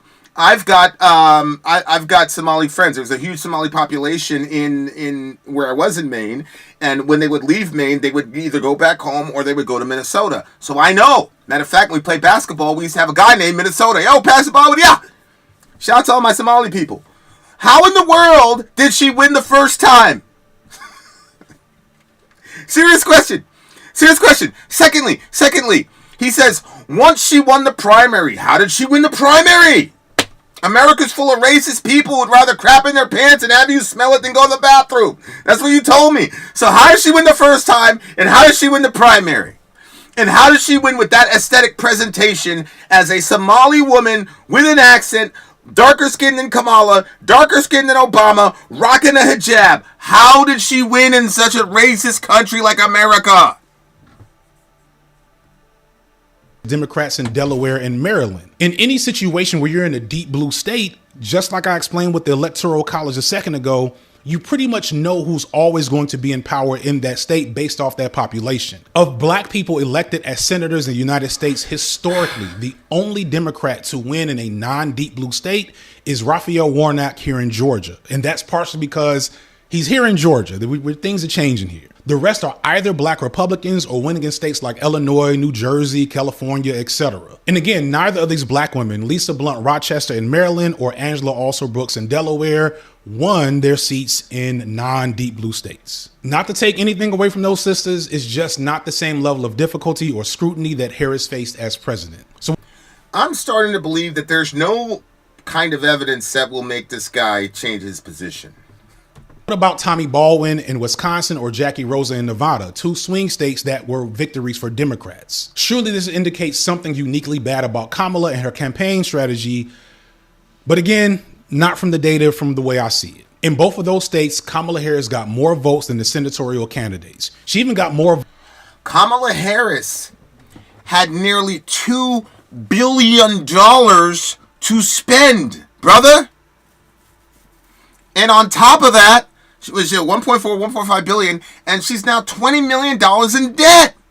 That means she blazed through all that money. So I could see why she would have significantly more numbers than these people. They didn't have 0.0001% of her budget, and look how close it was. That tells me Kamala Harris was horrible and unelectable. That's what it tells me. I promise you, I would have gotten more votes with $2 billion. I promise you I'd have got more votes than that. You put Mech up there. Mech hasn't, I promise you, Mech hasn't served in the Supreme Court. She hasn't served as a senator, blah, blah, blah. I promise you, Mech would have got more votes than Kamala Harris with $2 billion. I promise you. Votes in Michigan than Erica Slotson, who won a Senate seat there, where she had the most resistance from the left and from Muslim protesters. She did get literally a few hundred votes less than Tommy Baldwin in Wisconsin, and it does look like she won't get more votes than Ruben Gallo in Arizona, who seems like he's going to win that seat. And she also— It's Gallego, not Gallo. What's wrong with you? I'm just doing that because everybody's like so big on like, you have to pronounce the name correctly. Okay, well, pronounce Ruben Gallego properly, especially he sounds like a Latino male, and you better start respecting Latino males now, if you know what I'm saying. We continue. Also didn't beat the incumbent Democratic governor of North Carolina, but there's some very significant reasons why that was always going to be a blowout win for the Dems there. But overall, in these other high stakes elections, it doesn't point to you. He seems to be suggesting that deep blue states can't have anti-blackness. Man, as I said, well, you saw what all those deep blue people said to the Latinos once they saw the number. They were the first people that said, I hope all y'all get deported. I won't feel sorry for you. Mask off. Mask off. We continue. Holy moly. Rejection of Kamala by her voter base for any reason that would align with some of the criticism I mentioned earlier. In fact, almost all of those candidates ran with the same type of policies that Kamala did. Overall, she did great in the swing states. And had she just won the states where she did outdo Joe Biden, she would be the president right now. She didn't, because Donald Trump significantly outdid his own performance from 4 years ago. And once we get into those numbers, it forces us to face some really hard realities. So let's return to those Senate races in Wisconsin, Michigan, Nevada. Right, that's the story. The story to me is the guy got what, the second most votes of all time ever. The story is the man just completely he converted people. He converted people that didn't like him. And the other thing about this analysis, we're halfway through, you got to talk about the fact that the Senate and the House also went Republican. This was a rightward shift in the country. In Arizona and especially Pennsylvania, because they also tell us some other things once you look at the numbers.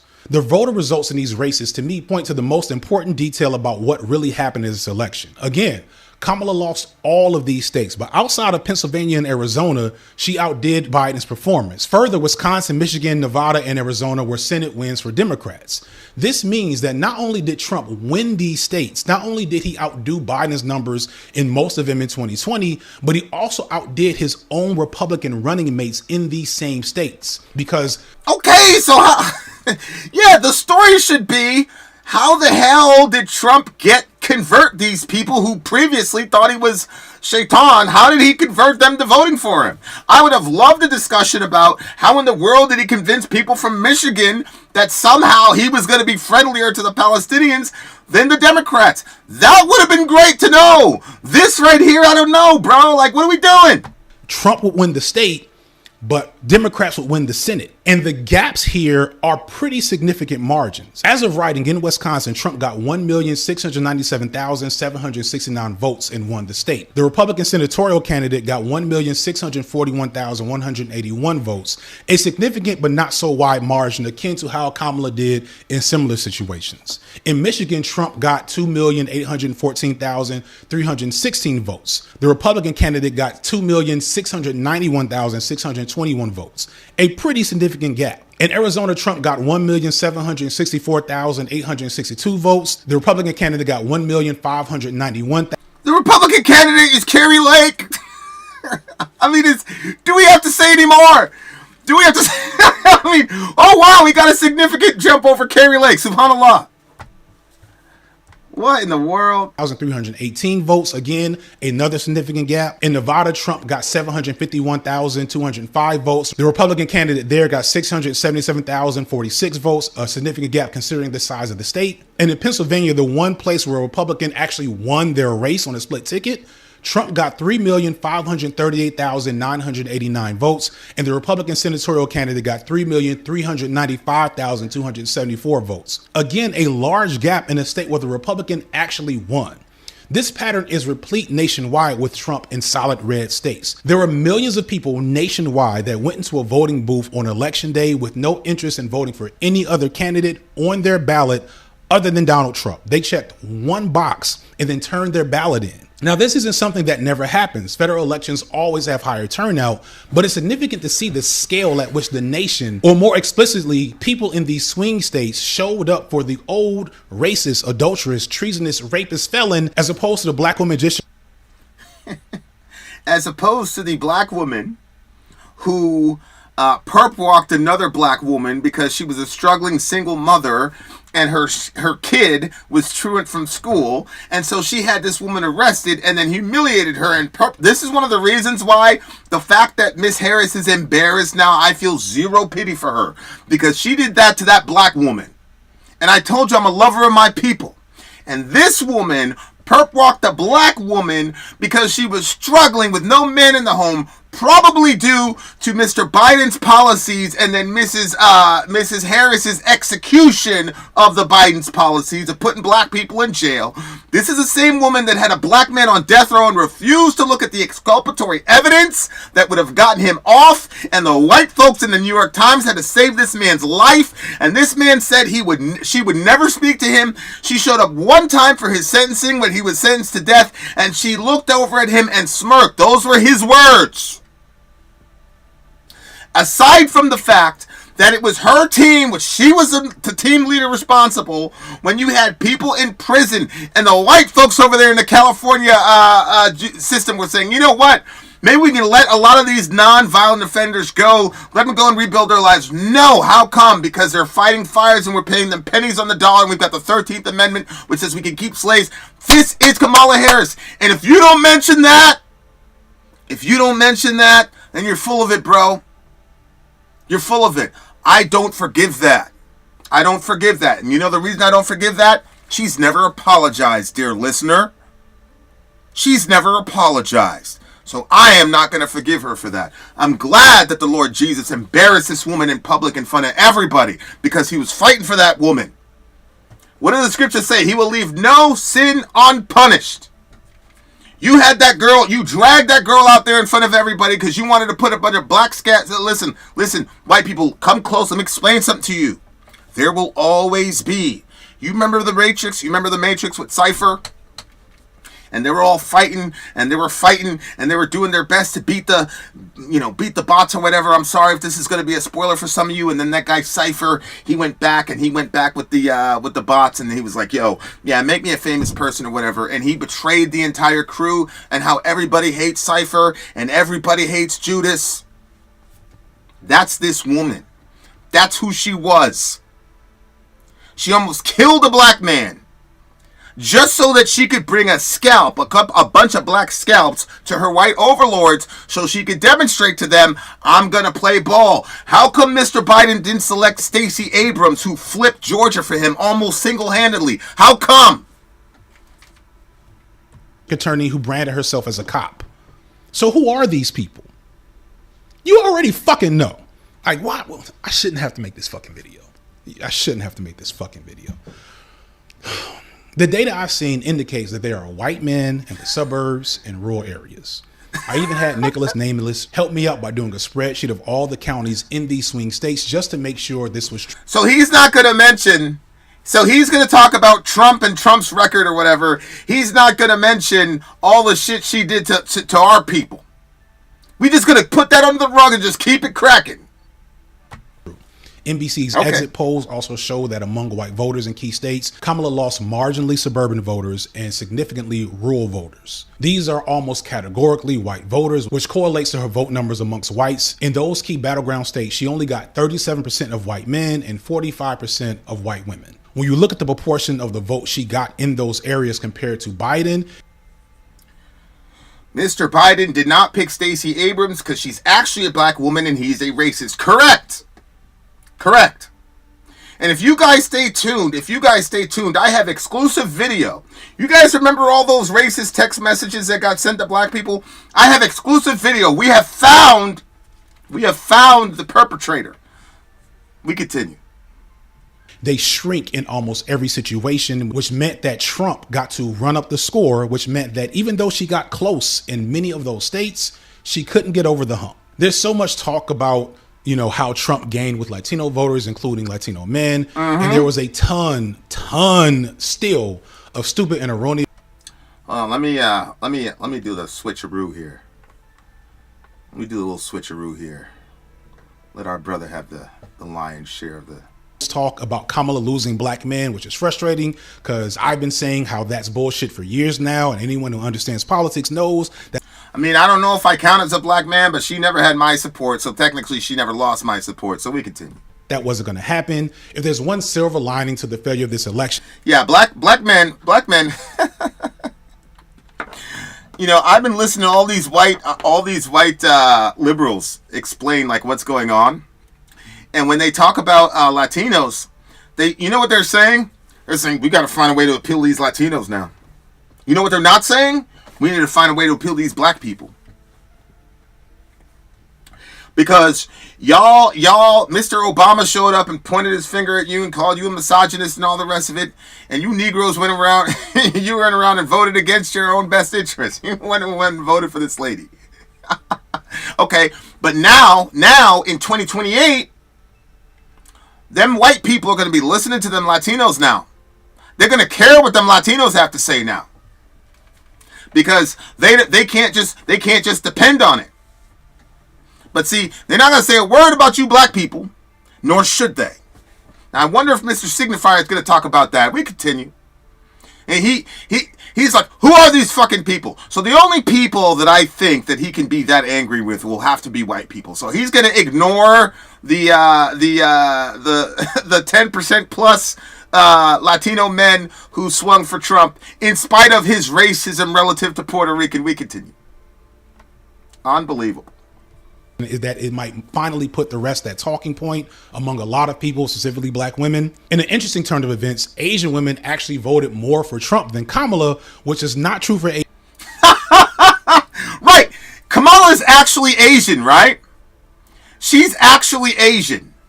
So Asian men were 1% more than Asian women for Kamala, but both voted more for her than Trump.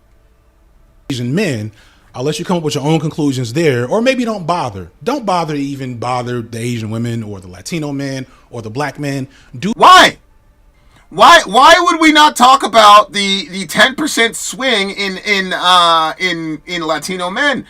I'm assuming it's going to be because you want to go after these white people who you perceive to be the problem. Because if you talk about the Asians and the Latinos, then you're going to have to admit that it's not just racism. Not waste your time, because at the end of the day, white people make up 75% of America's electorate. Here it is. What did I just say? So the 10% swing that Trump did, let's not talk about that with the Latinos. Don't tell us about that. Oh, the Asians. You guys were saying that she was Asian American and Black American. You should have had both. You should have had both of those. Nope. Well, let's ignore those. We're going to go right to white people. Right to white people, because those are the only people that I can ventilate all my hate and invective on and not get called out for racist bullshit. Good night. Good night. Mex says, I try to tell black folks that if they want Democrats to listen, they have to be willing to threaten to vote Republican or stay home. Being loyal with folks who do nothing for you gets you ignored. No, it's worse than that. Because I will say that black people have a legitimate beef with white America. But we do not know how to manipulate the levers of power. The very same things we're upset about relative to the racism and the institutionalization of said racism and then the activity of said racism and how that affects us, we continue to tell these people, do nothing about it, write movies about it, cry into the camera about it, but don't actually do anything about it, because no matter what you do and say to us, we're going to vote for you anyway. We continue. I'm not threatening to vote for nobody. I don't make threats. I'm just going to do the shit. I'm not voting for no... Look, they put Joe Biden up there as your president, black man. That should have told you everything you needed to know. What did Mick tell you? This man went on our own space and said, if you don't vote for me, you ain't black. And this dude has the nerve, the unmitigated gall to talk to me about the reason that Trump got elected is not because of the 10% of the Latino men that voted for him. And it's not because the Asians that... No, ignore that. Ignore that. Here we go. Here we go. Why shouldn't we bother with Asian women? That's her people. They say we should vote for her because she's black, but they should vote for her because she's Asian. Why not? Exactly. Why are we going to ignore that? Because if we focus on that, then we can't go after white people, and the white people are the real reason that she lost. White men have to be the reason she lost, because this is misogyny and it's racism. And no Democratic candidate has won the white vote since Lyndon B. Johnson in 1968. The Democratic presidents that have won since then have won with a strong showing amongst whites and an even stronger showing amongst minorities. That is how they win the election. It's right, Mr. Bill Arkansas Clinton, I hung out with KKK folks all the time, made friends with the KKK folks all the time. Yep. And then here's Mr. Barack Hussein Obama, got elected twice. I don't know, those white people were asleep. They thought that Barack Hussein Obama was a white name when they voted for the homie. We continue. Never the will of the white people of this country to allow a Democrat to be president, not in the last almost 60 years. I don't understand how what I'm saying here is controversial. If you are trying... What you're saying is not controversial, brother. It is a myopic view that, as you just admitted out of your own mouth, you have to ignore all different kinds of stats, and you have to ignore 2016, ignore 2020, ignore a whole bunch of extenuating circumstances.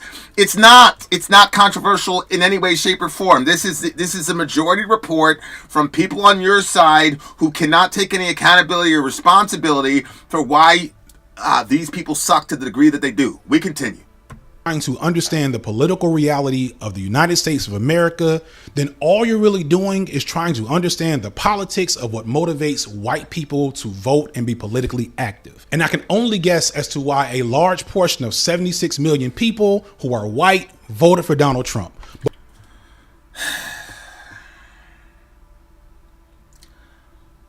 Are we going to talk about the economy?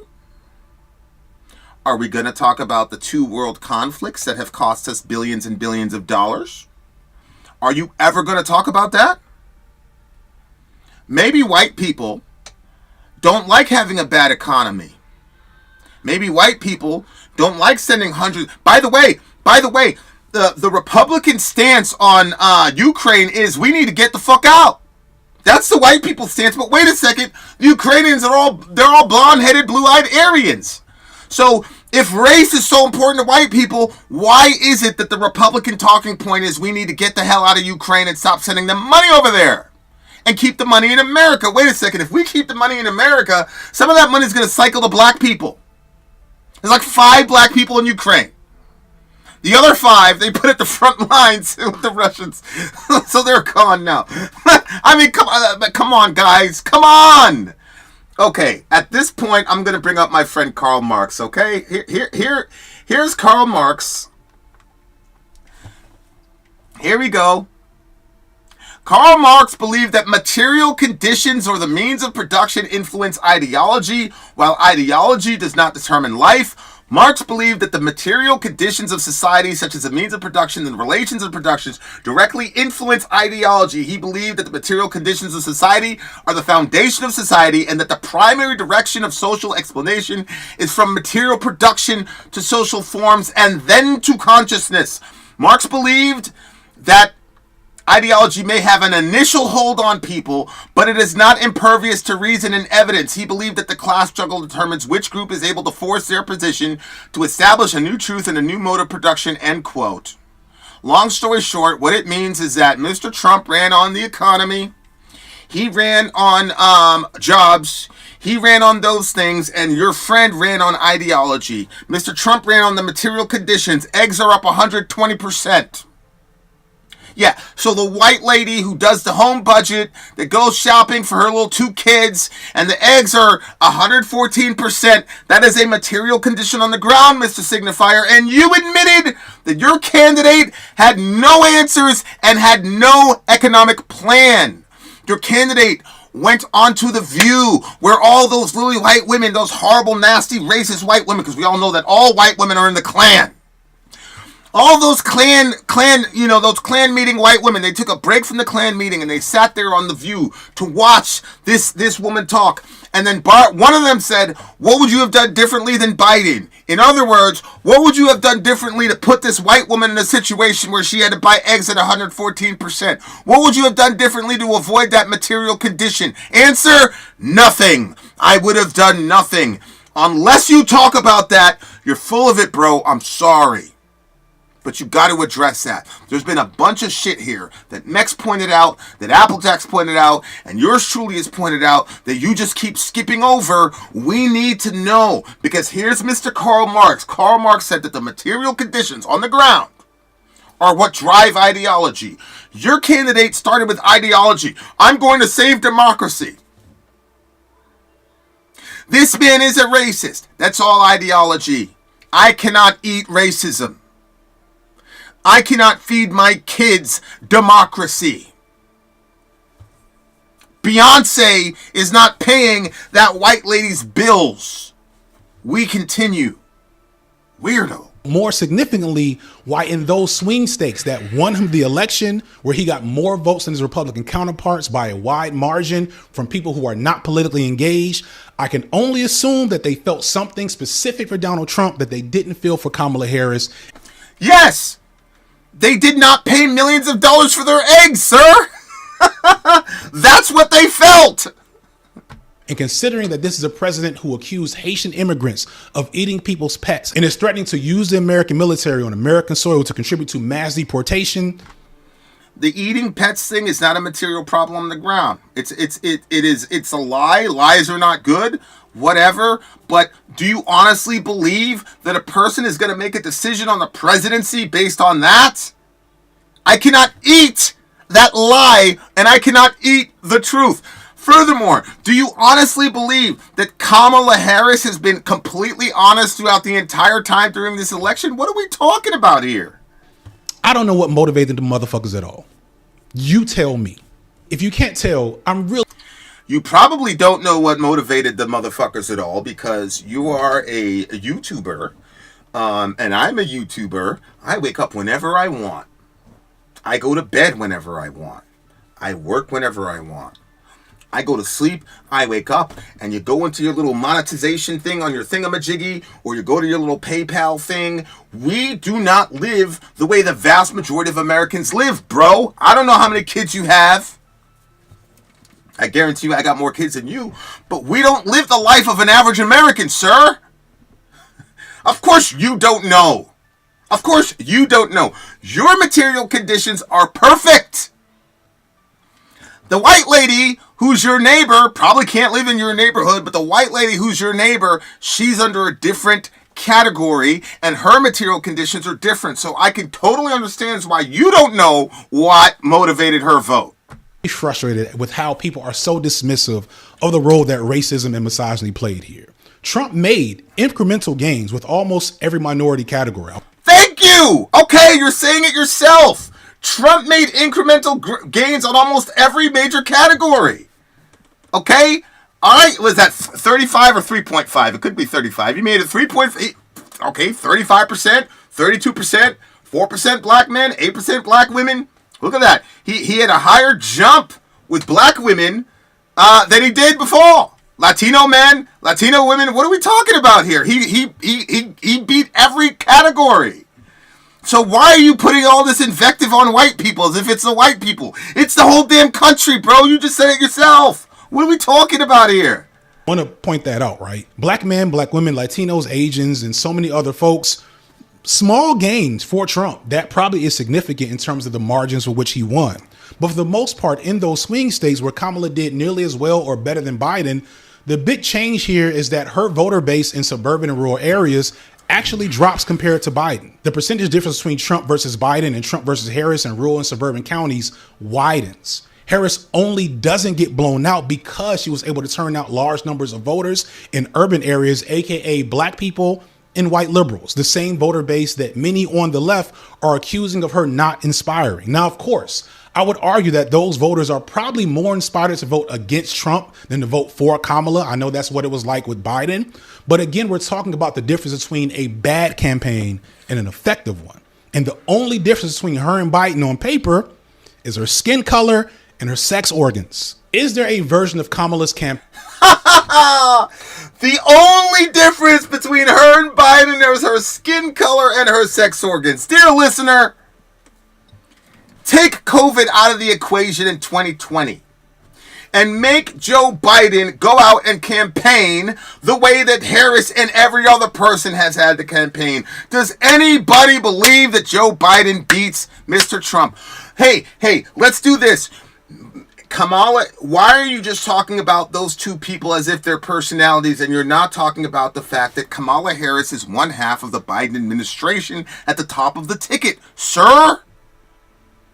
And everybody blames him for Ukraine and Russia because he was so weak that Mr. Putin waited.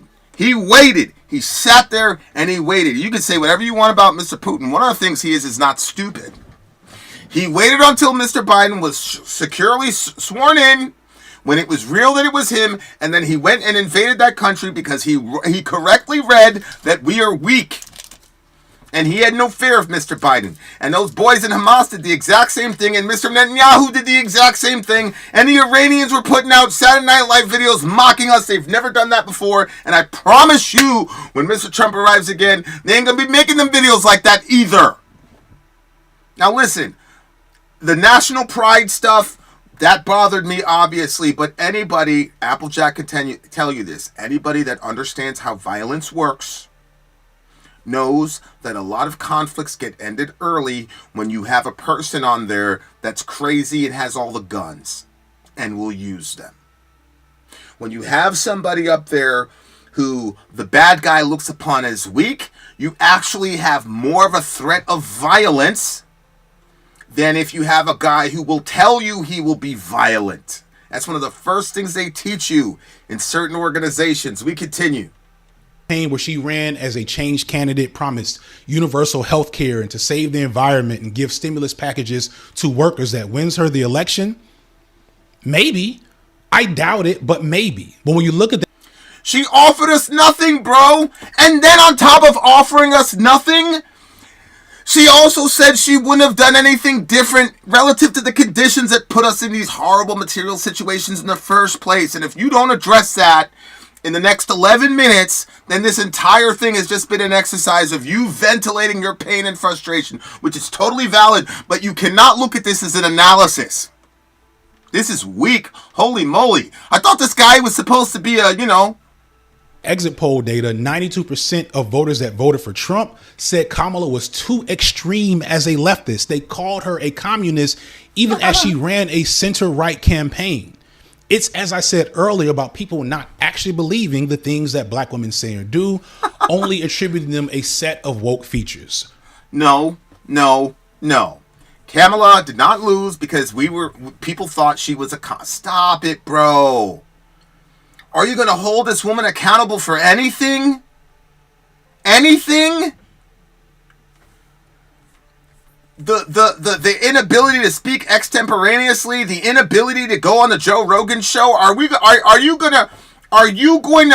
No. Kai, Trump is not going to outwit Putin. He doesn't have the ability to outwit Putin, but he does have the ability to outshoot him.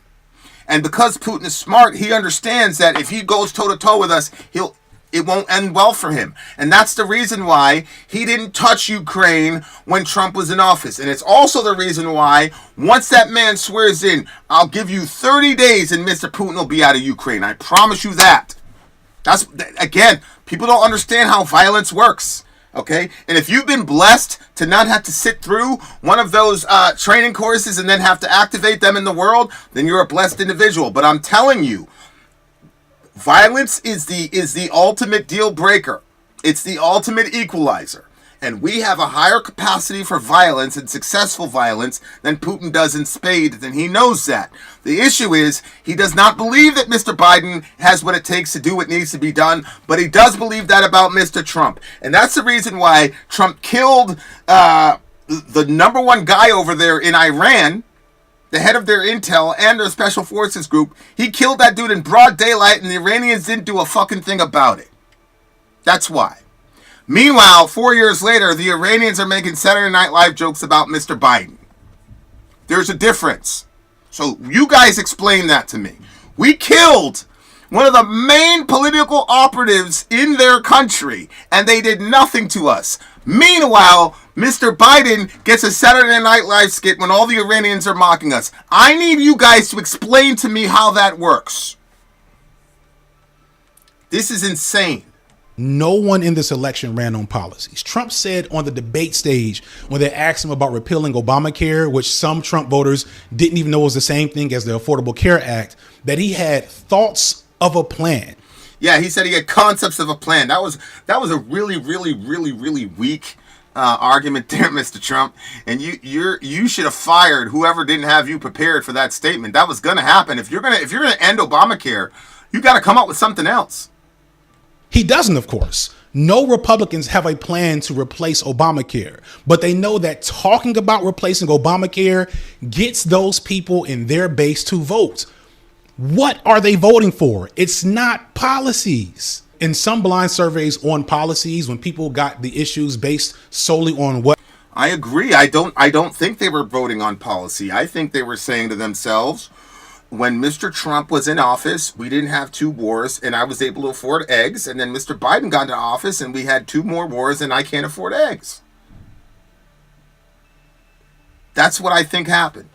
The person was going to do. These studies found that people prefer Harris's policies over Trump's almost categorically. Again, you can't tell me that Trump voters were inspired by his policies compared to Kamala's. There's no evidence. You know what's fascinating to me about this is that all of his data is like poll data. And what did the poll data say about Iowa? What did the poll data say about the race itself? So he's still appealing to poll data, which is obviously outdated and obviously incorrect. Obviously, when you're talking about Donald Trump, the poll data doesn't work. Obviously, right? Am I crazy? But I mean, isn't that one of the lessons we've learned, that this dude is not a dude that you can poll for? So the entire argument that he's using is almost moot because you're appealing to poll data and what people are saying in polls, when you think that the guy in Missouri who's working 3 or 4 jobs has time to sit down on his computer or sit down on his phone to answer a poll worker? Does that make sense to you? Oh my God. FD just said people don't believe Kamala about her policies, but now he's saying they should have voted for her based on her policies. Why? If they don't believe her. We continue. That points to that. Harris did not run on some serious woke agenda. She didn't talk about race or gender hardly at all. She ducked the conversation around trans people, talked about strong borders, didn't mention the police violence or racism basically at all. She approved fracking, yet liberal pundits are trying to say she was too left and too woke anyway. So God forbid. Yeah, I think the whole Kamala's too left thing is going over the heads of a lot of these guys. It's not that Kamala's too left, okay? It's that your party, for 4 years, spun out on insanity. And she is a figurehead of that party, and so people punished her for it. You guys had half-naked dudes doing strip shows and other crazy shit in front of little kids. And then when people said, yo, that's crazy, you guys defended it. I had a friend that got suspended on Twitter for saying that this shit shouldn't happen. You guys were doing that over and over again. Mr. Biden brought in, what's her face? The Days of Womanhood girl or whatever. Had her speaking in the White House. Okay? He did that a week after all these women had a backlash and said that this person is in woman face. Okay? I don't know who you guys know who I'm talking about. The Days of Girlhood person, whatever his name is. Okay? And then when you guys did a lot of shit relative to race and gender and things like that was just progressively crazier and crazier. So now you do that for 3 years and 9 months, right? And then you stop talking about it for 3 months and expect everybody to forget? Think! It's such a terrible argument. We've been doing this for 3 years and 9 months, but because we didn't talk about it for 3 months, now all of a sudden, that can't be a reason why people voted against us. Hello? She may have actually ran a populist campaign on change like Bernie did and talk about those things that are important to her base, because she probably would have gotten even worse. But if she were Bernie, if she were a heterosexual white man, I'm confident she'd have won with exactly the same campaign. Oh my God. Mr. Signifier, Bernie ran a campaign that was going to change the landscape of this country. Bernie was the equivalent to Trump. He was going to bring an entire populist movement to our country. Analysts in 100 years will be able to tell us more technically and whatever exegetically as to the rise of Bernie and Trump happening literally simultaneously in 2016, sir. Bernie had a populist agenda. He had things that you could really point to and say, this is something different. If you'd have put Bernie on The View and sat him down and said, Mr. Sanders, would you have done anything different? He would have been able to list 5 things that he would have been able to do different than Mr. Biden. I cannot believe that you're actually trying to compare Kamala Harris to Bernie Sanders, when in reality, Bernie has more in common with Trump than he does with Kamala by a mile relative to the perception of the American electorate of him and what he's trying to do. Oh my God. Strategy of not really saying much, because again, that's what Biden did in 2020. I want to be clear. I'm not saying that racism and misogyny. And it worked in 2020 because we had COVID. He had an excuse to not be there. He had an excuse. But when your girl refused to go on Joe Rogan, there was no excuse. You see the difference? She was not able to hide behind COVID the way that Bernie was able to hide behind COVID, sir. Are the only reason she lost. When you look at the info that we have, you recognize that she lost white voters, that many white voters stayed home, and that she did well in swing states despite not having policies, and that hundreds of thousands of voters showed. You just said it. She doesn't have policy. So why did you compare her to Bernie, who obviously had a policy? You could go to anybody. You go to anybody in 2016 and say, what's going on with Trump? He's going to build a wall and then we're going to win. What's going on with Bernie? Oh, he's going to get us Medicare for all. Anybody on the street randomly, they could have told you. I was watching one of those Jubilee things where they had this diehard university. She's in some university, brilliant girl, whatever. And I don't know, it was Ben Shapiro, I forgot who it was, said, tell me a policy that Kamala has that you support. And the girl didn't know what to say. And you're going to compare that to Bernie Sanders? What? Up in swing states explicitly to vote for Donald Trump, who also didn't have policies. She even won independence. He didn't need to have a policy. He had a past. That's the difference. People said, well, before COVID hit, we were all running high. I remember, I'll never forget it. I was in the sauna at the gym. And I said, I was talking to one of my homies. I'm like, how you feeling? He's like, I don't know, bro. My 401k is looking good. This is right before COVID hit because we're all still in the gym. He's like, I don't know, bro. My 401k was really good. My 401k is looking really, really good. That's it. It's that simple. Material conditions on the ground. Remember what Mr. Marx told us. We continue.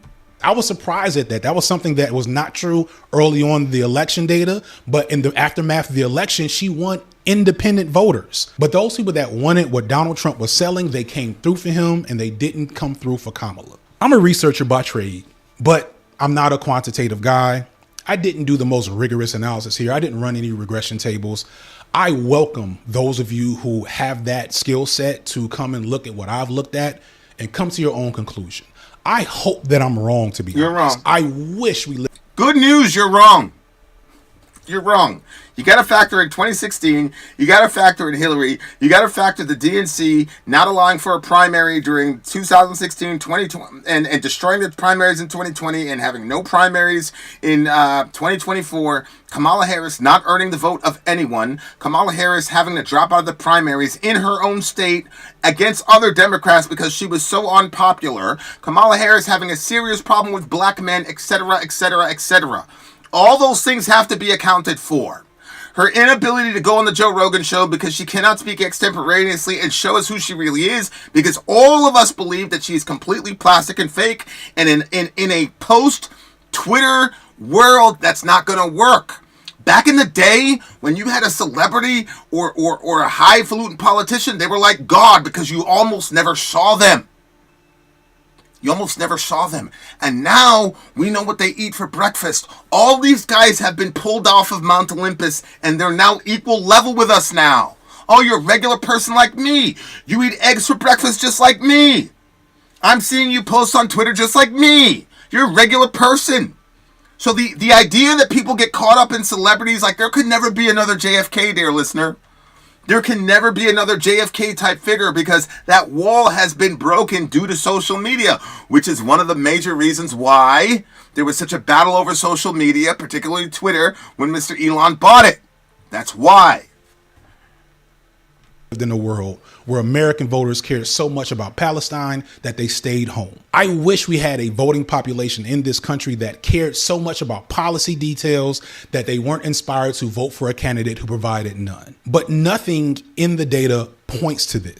That's because you're ignoring the fact that all these people perceived that Trump would give them a better economy than Harris would, because prior to something like COVID, which was a once-in-a-lifetime event, everybody's economy was better in the minds of the voters. Why are you not talking about that? I don't know. We continue. And I think we on the left need to get that through our skulls. Considering everything I've shown you here, I'm genuinely asking you in the comments, please, for my own sake, for everyone's sake. Somebody send this brother the video. I will disabuse you of all these notions, my brother. With your beautiful dreads, boy. Find a better explanation than racism and misogyny that actually makes sense. I'm begging you to prove me wrong. You got 3 black people on this page. One of them is a black woman, a beautiful one at that, that's telling us that you're full of it. Okay? I count as a black guy too. We do not believe that that's the reason, and all of us have talked to you about all these other factors. Mech has done it, Applejack has done it, I've struggled through it.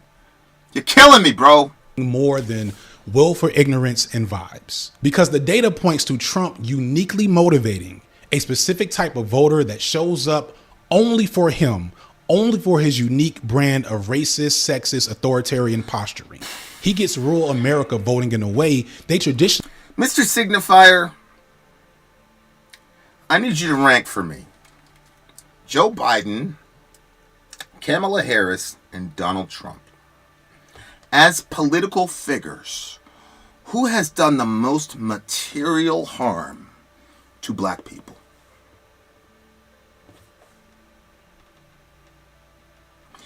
The First Step Act was an act that was the first step of reversing the crime bill, which was authored by Joe Biden. Do not. Trump could have actually beaten Obama in 2008. There's people like memeing like Obama's going to come back in 2028 or whatever because Trump's going to try to run for a third term. He's going to. I believe. I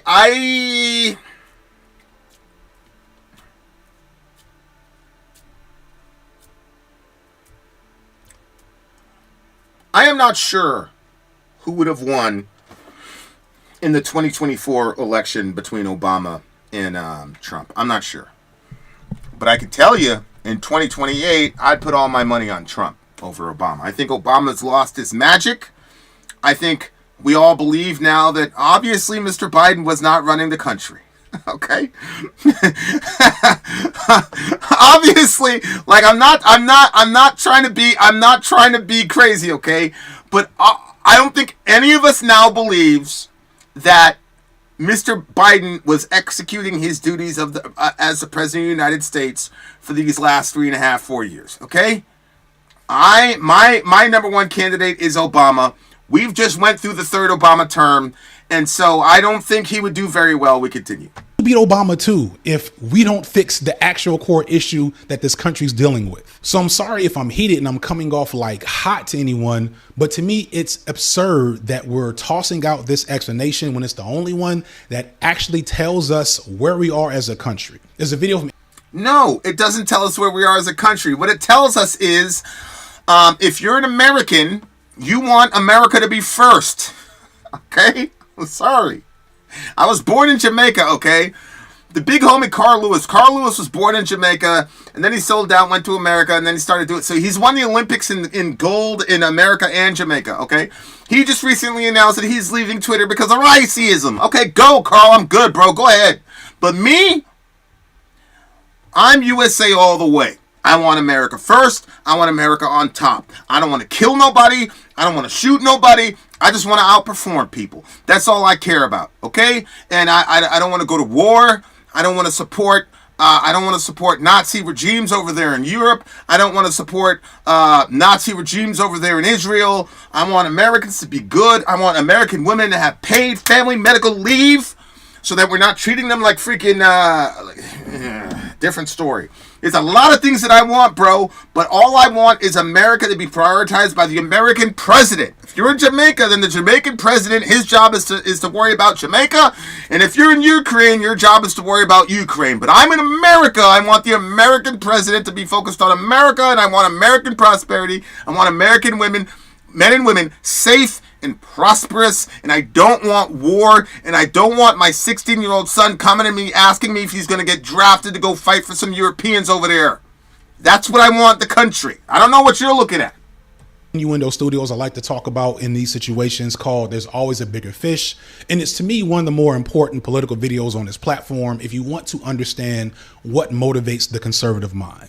In this video, he argues that the embarrassed millionaire thing is inaccurate. I know a lot of people are saying conservatives vote for Republicans because they think they're going to be rich. And there's all these people that are like, Trump represents the lifestyle and ideology that I want to have, even though I work at Foot Locker and make less than $30,000 a year. He makes the argument that that's not really what it is. He argues instead that conservatives fight for power for other conservatives, not because they think that they'll be powerful one day, but because they feel like the people who have that power are supposed to have it. And they feel like people who naturally don't have power should never have it because they haven't earned it. And somehow those who do have power did earn it. And this is why Trump could get away with saying that he started from a small loan of $1 million and had so many conservatives be okay with that. And this is what Trump presents. What do you mean okay with it? What are people supposed to do with him saying a small loan of $1 million? I don't know. I've been to other countries, right? I've been to other countries. You make statements like that all the time. Americans make statements like that all the time that fall on the ears of Syrian people differently. I promise you that. They fall on the ears of Afghan people differently. They fall on Nigerians differently. I promise you. The wealth is a relative thing when you put it out in the global economy, my friend. What do you mean I don't even know what that means. Get away with it. How was he supposed to be punished? What a world. Furthermore, listen, as Kamala Harris has just demonstrated, going from $1 million to $1 billion is absolutely not something many people can manage. You know how I know? Because Ms. Kamala Harris went from $1.5 billion to negative $20 million. In 3 months! Okay? Mr. Trump has brothers and sisters, I'm sure. How come he's the only one that's a billionaire and running the world and ruling the... Come on, man. Give the man his credit. Look, I don't care if you don't want to give the man his credit. It doesn't matter.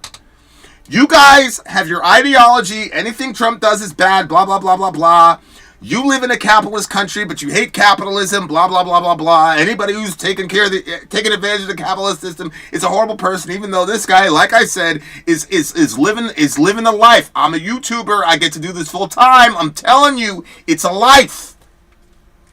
And there's only 1% of us that can do that, sir.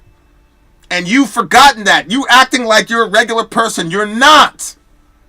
Trust me. Your Starbucks bill or whatever little thing that you do with disposable income, I promise you, if you compared that to the white lady at Walmart, she would say that you're crazy and you're uber capitalist and all the rest of it as well. Trust me, you're more like Trump than you are the girl in the line at Walmart. I promise you that. To the world, this populist strongman figure that puts everyone in their place and cannot be controlled or held accountable in any way. This is why he had to say the previous election. You're wrong. Again, dear listener, Mr. Trump launched Operation Warp Speed, in which he got the COVID vaccine out to people in record time. You know how many times he tried to take credit for it? You know why he didn't talk about it anymore? It's because his own people booed him. They booed him and they shut him up and he stopped talking about it. He brought it up on multiple occasions in multiple states, and multiple times he got booed. And that was the moment when I said, well, okay, you can't call these Trump people just zombies that just go around with what Trump says. They held him accountable. They didn't like Operation Warp Speed. They didn't like the vaccine. And so they told him, man, be quiet about that vaccine, bro. Nobody wants to hear you talk about it. And he shut up about it. So I'm sorry, but you guys are wrong. When Trump's people disagree with what he does, they hold him accountable. But here's the difference. He doesn't say, come on, guys, it's great. He doesn't do that. That's what the Democrats do. The Republicans shut up and they listen to their people. You guys, oh no, the economy's been great. What are you talking about, the X? No, everything's been great. Joe Biden's been great. Nothing wrong with the economy. That's what you guys did when your constituents were telling you that they were underwater, bro. God almighty, none of these things are relevant? Was stolen. And even as he faced charges and was convicted on some of these charges, it doesn't make a difference. It's why his assassination. You know why it doesn't make a difference? It's because we sat through the first Trump administration and it was bullshit after bullshit after bullshit. You guys came out and said you were not going to let him be president even before he was inaugurated. The people on Mueller's team were saying we won't let him be president. You guys were saying that you were part of a resistance, blah, blah, blah, blah, blah. So you cried wolf over and over and over again to the point where none of us really truly believes that any of these things mean anything. That's what happens. And if you go back and watch Middle America from like 4 years ago, you'll see me saying, this is ridiculous. Every 2 seconds, there's another legal thing with this guy. That's why. Attempt was a huge deal for him. And the media and everyone else just keeps letting him get away with it. No matter. This is insanity. We're talking about an assassination attempt. He just... Dear listener, what do you think this man would have said if Kamala survived an assassination attempt? You would have heard the misogyny and racism. You know, I follow everybody, so I follow a bunch of white nationalists. And you know what they complain about? There's this white man that almost got assassinated and nobody cares. It was in the news cycle for a week, and then MSNBC and them boys, they just kept it moving like nothing happened. As a matter of fact, they were saying that Trump was irresponsible for putting his fist up and saying fight after they tried to murder him on camera in front of his children in the country. You guys are weird as I swear to God. You guys are so strange. You guys are so weird. They try to kill bro like 3 or 4 times in like a month and a half span. And by the way, when he talks about going through the DOJ and all that shit, he better, because this is Epstein level shit. If you think that the Secret Service just had a bad day that day, that means you also must believe that Mr. Epstein killed himself. I know a little bit about, look, just Google it. That shit was not supposed to happen. So I hope the DOJ goes in there and does what they need to do, and some folks need to get held accountable, up to and including the death penalty. You could have caused a civil war in this country, killing this man on live TV like that. Are you insane? No matter how dumb he looks, no matter how little some of the things he says make sense, it doesn't matter, because he's Donald Trump and he can get away with it. But you know who doesn't get away with anything in America ever? Black people, especially black women. No group is more required to know their place and know their lack of worth in this country than black women. The double standards for women. What are we talking about here? Obama said that white people have to clutch to their religion and their guns because they have nothing else. He got away with that. Obama got away with a bunch of shit. What are you talking about? What are we talking about here? Black people don't... Trump gets away with everything? What are you talking about? Become quadruple standards for black women. Beyonce didn't even get nominated for a country music award. What the hell made you think that we were going to elect a black woman as president of the whole country, even in 2024? I'm sure you can.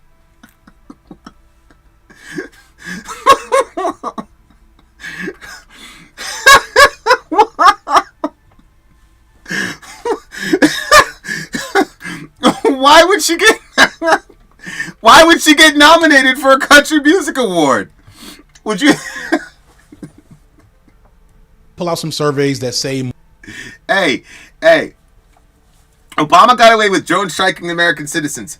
That American citizen was Anwar al-Awlaki. He was born in New Mexico. He's an American citizen. And they droned him. And then We also drone Abdul Rahman al-Awlaki, which was his 16-year-old son, over there in Yemen. And you had the little white reporter lady saying, why did you bomb Abdul Rahman al-Awlaki, a 16-year-old boy? What could that 16-year-old boy in Yemen have done to us? Why did you drone him? Why did you kill him? Answer, no answer. They escorted the white lady right out the back. What are you talking about? I don't know, bro. The Verizon scandal? Anybody remember the Obama Verizon scandal? Edward Snowden? No? What's the trans girl that they tortured over there under Obama's watch? What is this dude talking about? Somebody give me the name of the trans whistleblower that the Obama administration tortured and shit. What are you talking about that this guy gets away with everything? What are we talking about? I understand that Beyonce put out a country record. Maybe it was a trash record, bro. I don't know what the songs were. Apparently Guns N' Roses put out a country record. They didn't get nominated either. There's a bunch of white rappers that put out a record. They didn't get nominated either. I mean, I don't have like there wasn't like a national like Beyonce country song. Like if you're gonna break through and get something like that, you gotta have like a national song. Why is Beyonce supposed to get nominated? Just because she's Beyonce? Because she's black? Who cares? Maybe it was a trash record. I don't know, bro. I don't know. We continue. More left-leaning people would have voted for her if she endorsed a ceasefire or ran a more left-wing campaign. And of course, her decision to campaign with... Thank you. Bradley or Chelsea Manning. Correct. Bradley/Chelsea Manning was tortured under the Obama administration. Edward Snowden had to flee to Russia under the Obama administration. Verizon scandal happened under the Obama administration. That man got away with everything and he got reelected. Stop it! Weirdos. Liz Cheney and all the other bullshit wasn't good. And I want to again be clear. Kamala wasn't that great of a candidate to begin with. In 2020, she was the first candidate to drop out. Do y'all remember that? For 4 years as vice president. Okay, so in the last 5 minutes, this guy knows how YouTube works. We all know how YouTube works. If you've got something over 2 minutes, it is highly unlikely that people are going to watch 100% of your video. If you've got an 80% view count, you're in really, really, really, really good shape. In other words, if people watch 80% of your content, if you do long form, which anything over 16 minutes now is long form, you get a lot of money on the AdSense, etc., etc. I'm not going to get into the weeds, okay? But he knows very well. Why didn't you put this at the beginning of your video, Mr. Signifier? You should have put this at the beginning of your video. We continue. She didn't do much to impress or inspire. And if the Democrats had a primary this time around, she probably would have lost to Amy Klobuchar or her own running mate, Tim Walz, or... Which means that you believe... Then what would the video have been, dear listener? The video would have been, oh, Amy Klobuchar beat Kamala Harris because of racism.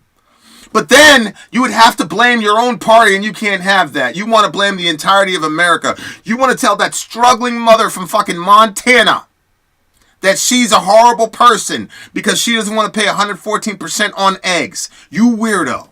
This ain't cool, bro. Why didn't you start off this way? If she would have lost to Amy Klobuchar in a Democratic primary, how could you then condemn the rest of the country? If her own party wouldn't even get her past the primary, how can you go after the entire country then? Wow. Likely the next Democratic winner, if you want to put money on it, the American Psycho himself, Gavin Newsom. All of this is true, but that's not what happened. What happened is she ran and she almost won 4 swing states. She wasn't selected by the people. She was foisted upon the people, and you just admitted somebody like Amy Klobuchar could have beaten her. Amy Klobuchar.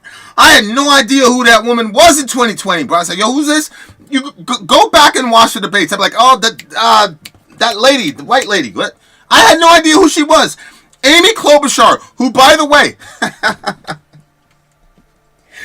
Amy Klobuchar, who said she would go door to door and explain to white women the plight of black people. That was Amy Klobuchar. That's what I remember. You're saying that would have beaten Kamala? But it's these nasty ass racist white men and these sexist Latino men. That's the reason she lost, was because of racism and sexism. Holy hell. And she lost because Trump brought out his squad. And his squad are rural Americans, greatly unified behind some very, very specific interests. The reason I bothered to do this work is because I really need those to the right of me to stop blaming the far left for this loss. The numbers show we didn't do much. You're showing your own true colors with the way you're responding to this loss. You're proving everything we say about you to. Well, I agree with that. You can't blame. I don't know what the far left is.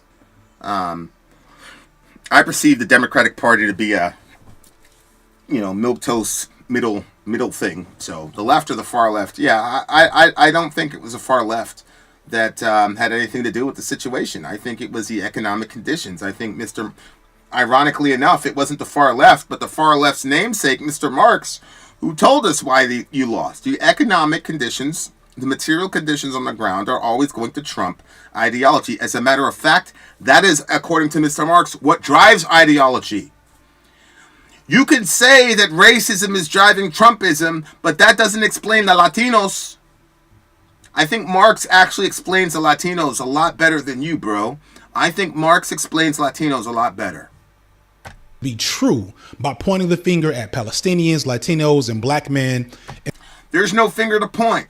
Palestinians, Latinos, and black men voted in their interest, just like the white folks voted in their interest. And the job of a politician is to convince people that my agenda matches more with your interest than the other guy's agenda, which is what the very black and the very ethnic Barack Hussein Obama was able to do. In spite of the fact that Lily White Hillary Clinton leaked a picture of him dressed up in Kenyan Muslim garb, and they also leaked a video of Mr. Obama's pastor saying all the shit about the white man being the devil, he still won because he was a talented operator. He knew how to speak. That's why. Instead of some of your own cousins and husbands who have the real impact here. We barely have. I also believe that Matthew Hoyle is correct. They lost because they were not able to censor Facebook and X this time. Correct. In spite of all the headwinds that Mr. Trump was against, what had to happen?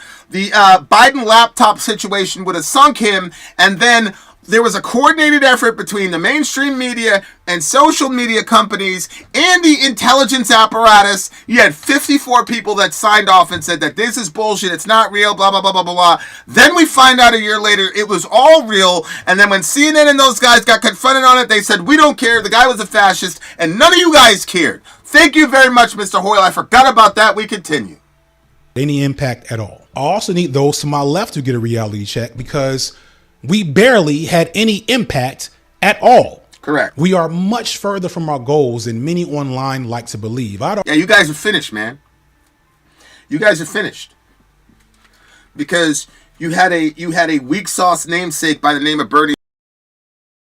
10% of the vinegar that Trump had in his system be in a completely different country right now.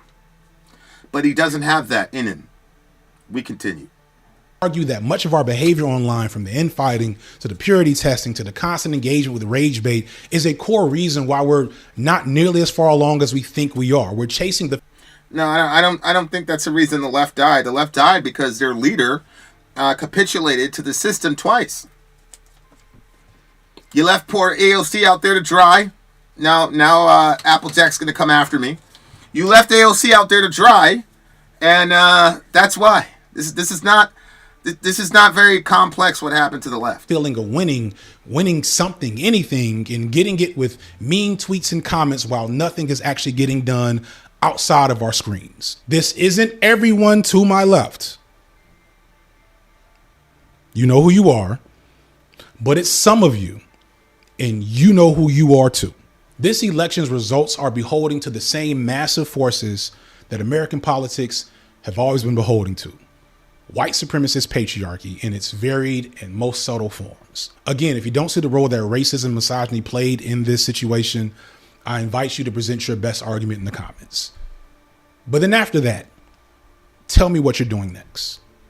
One of the reasons I voted for Kamala is because I wanted to avoid making a video like this, because I knew as soon as she started losing that I was probably going to have to make something like this. Because while Kamala represents a horrible status quo that I've been talking about from jump, again, be clear where I stand, to me, there's value in not resetting the meta of what resistance looks like to the institutions that both Trump and Harris really work for. I might be wrong about this. This is not a hill I'll die on. In fact, You're wrong. You're wrong. If you look at like the person that Trump just appointed as his board czar, that same guy that people are crying about worked for Barack Obama. Like, I know. This is what I'm saying. This is what I'm saying. Like, what are you talking about, bro? Was Barack Obama a racist white supremacist too? Was he horrible too? People that say that you can't compare the two, you're lying to yourselves. But anyway, in the aftermath of this election, the whole game has been reset. We're putting effort into settling down foaming at the mouth liberals who are going full mask off with Zionism, imperialism. We're also dealing with charged up conservatives preparing for the Christo-fascist regime that Trump is trying to put in place. The Christo-fascist regime. I got called a Christo-fascist yesterday. There are people... The Christo-fascist regime? Really? How did the Christians do under fascism? Oh my God. Resources that may have went to further resistance for Palestine are going to be used to fight under the Muslim ban here in the United States. Bad immigrant policy that we already had is going to be leveled up to militarized mass deportation. And this isn't even getting into the drastic changes that will likely face LGBTQ people and especially trans people going forward. And I'm not saying all this to prepare for a future I told you so, because at the end of the day, Kamala and the Democratic Party deserve exactly what they get. They are bad for all the reasons we know them to be bad. And all the This guy, I mean, God bless this black man, but you're saying that these are bad people, but then you're saying that the country is worse for not electing this version of a bad person?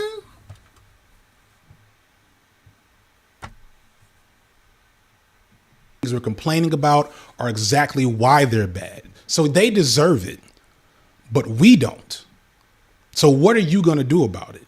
After you leave your comment of approval or your comment of disapproval, what are you going to do next? What meeting do you have on your calendar? Have you reached out to your neighbors to see who you can coalition build with? Are you capable of protecting yourself or others? What are you doing besides watching my videos? I don't know what should be done next. I'm just a creative. I'm not a leader or an organizer. I'm barely affiliated myself. But I will tell you, regardless of what you think of this video's thesis and me, now that the election is over, neither of those things are all that important. Whatever work you are doing or planning to do while supporting or resisting a Kamala Harris presidency, you should be doing the same exact thing under Trump. You need to wrangle whatever loose threads you have developed from this, get over whatever it is that you're needing to get over, and get back to work in whatever way you can. So in support of that, the pinned comment of this video will be used as a place to list organizing opportunities and networks of support. Please be responsible, as this is a Google platform that is public. None of this is secure, but if you have a safe way to share an org that you want to support and pull people into, please list them there. Contact info for them, location, etc. in that pinned comment. Please put nothing else in that comment because I don't want it to get bogged down with debate. Feel free to broaden that discussion elsewhere in the comments, or if you're still not with me in my explanation, explain why. Again, I hope somebody finds, I hope I look stupid. I hope this video ages really poorly because I'm just so fucked. I don't think you look stupid, bro. I just think that you look like the sum total of the reason I believe that these people lost as bad as they did, man. There's no accountability. There is no, look, for all the number crunching you did, there were some really major things that you missed. You didn't talk about the economy. You didn't talk about the fact that she said she would have done nothing different from Biden. You didn't talk about the fact that everybody wanted change, but it was impossible for her to be a change candidate. You didn't talk about the fact that they had no rebuttal to the trans thing that was at the end of the election. You didn't talk about any of those things. You didn't talk about the fact that black people didn't trust her anyway. You didn't talk about the fact that Latinos voted at a 10+% clip for Mr. Trump in spite of the Puerto Rico stuff. You didn't dig into any of those things. You didn't talk about the fact that Mr. Biden didn't have to campaign in 2020 because of the COVID situation and because of a very unique, literally once-in-a-generation lifetime situation relative to COVID that made the 2020 elections a lot different than the 2024 elections. You didn't talk about the Democrats and the fact that the last three candidates that they put up were not the direct will of the people. You didn't talk about any of those situations. You didn't talk about the fact that you had a guy that was an anti-Trump called Bernie Sanders, that you had people on the right side who were ready, willing, and able to vote for him. You had lifetime Republicans that were going to vote for Bernie Sanders, and your party destroyed him twice. You didn't talk about the fact that left-wing media, not left-wing media, MSNBC, legacy media, everybody except for Fox, including Kamala Harris, lied to us about Mr. Biden, told us to not believe our lying eyes and our lying ears about the fact that this man did not have the capability to run the office of president. She went along with that lie. You didn't touch on any of that. I'm not going to say you look stupid, because there's no way anybody can listen to you talk and say, that's a dumb nut. You're not stupid, bro. You're much more intelligent than I am. I'm just saying there's a lot of shit that you left out that are salient points that explain to us why we're in the situation we're in. Wrong about American politics. Please show me how I'm wrong. For what it's worth, I'm praying for everyone to win regardless. That's all I got for today, y'all. No sponsor of this one. Peace, I'm out. I'm going to pray for you too, bro. We got to pray for Mr. Signifier. Look, man. I see the frustration. I think the brother, I think he's a beautiful brother, very intelligent. Very intelligent brother. I'm proud of him. Very intelligent. But I think sometimes when you're really, really smart, and this is why, I thank God that, he didn't make me that smart. But when you're really, really smart, you can talk yourself out of reality. And there's a lot of that going on with that party and people, well, not that party, but people who have that view. There's a lot of people, listen, think with me. There's a lot of people who are so smart, they can look you in the face and they can see an orange cat and call that cat a pink dinosaur, a pink Tyrannosaurus. And they're so smart, they can make what they're looking at transform philosophically into that thing. And if you have a mindset like that, then unfortunately, the things that you have to do to your mind and your cognitive abilities and the amount of cognitive dissonance it takes to enforce that kind of philosophy into the world is going to alter your ability to reason. It is.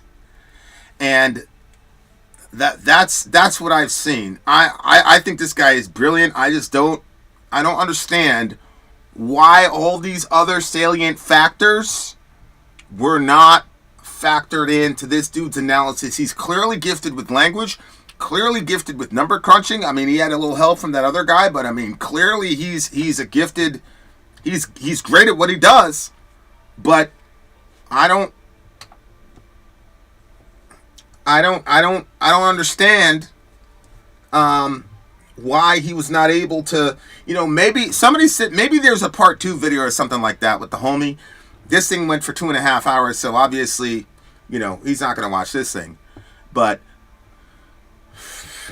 there we go, guys.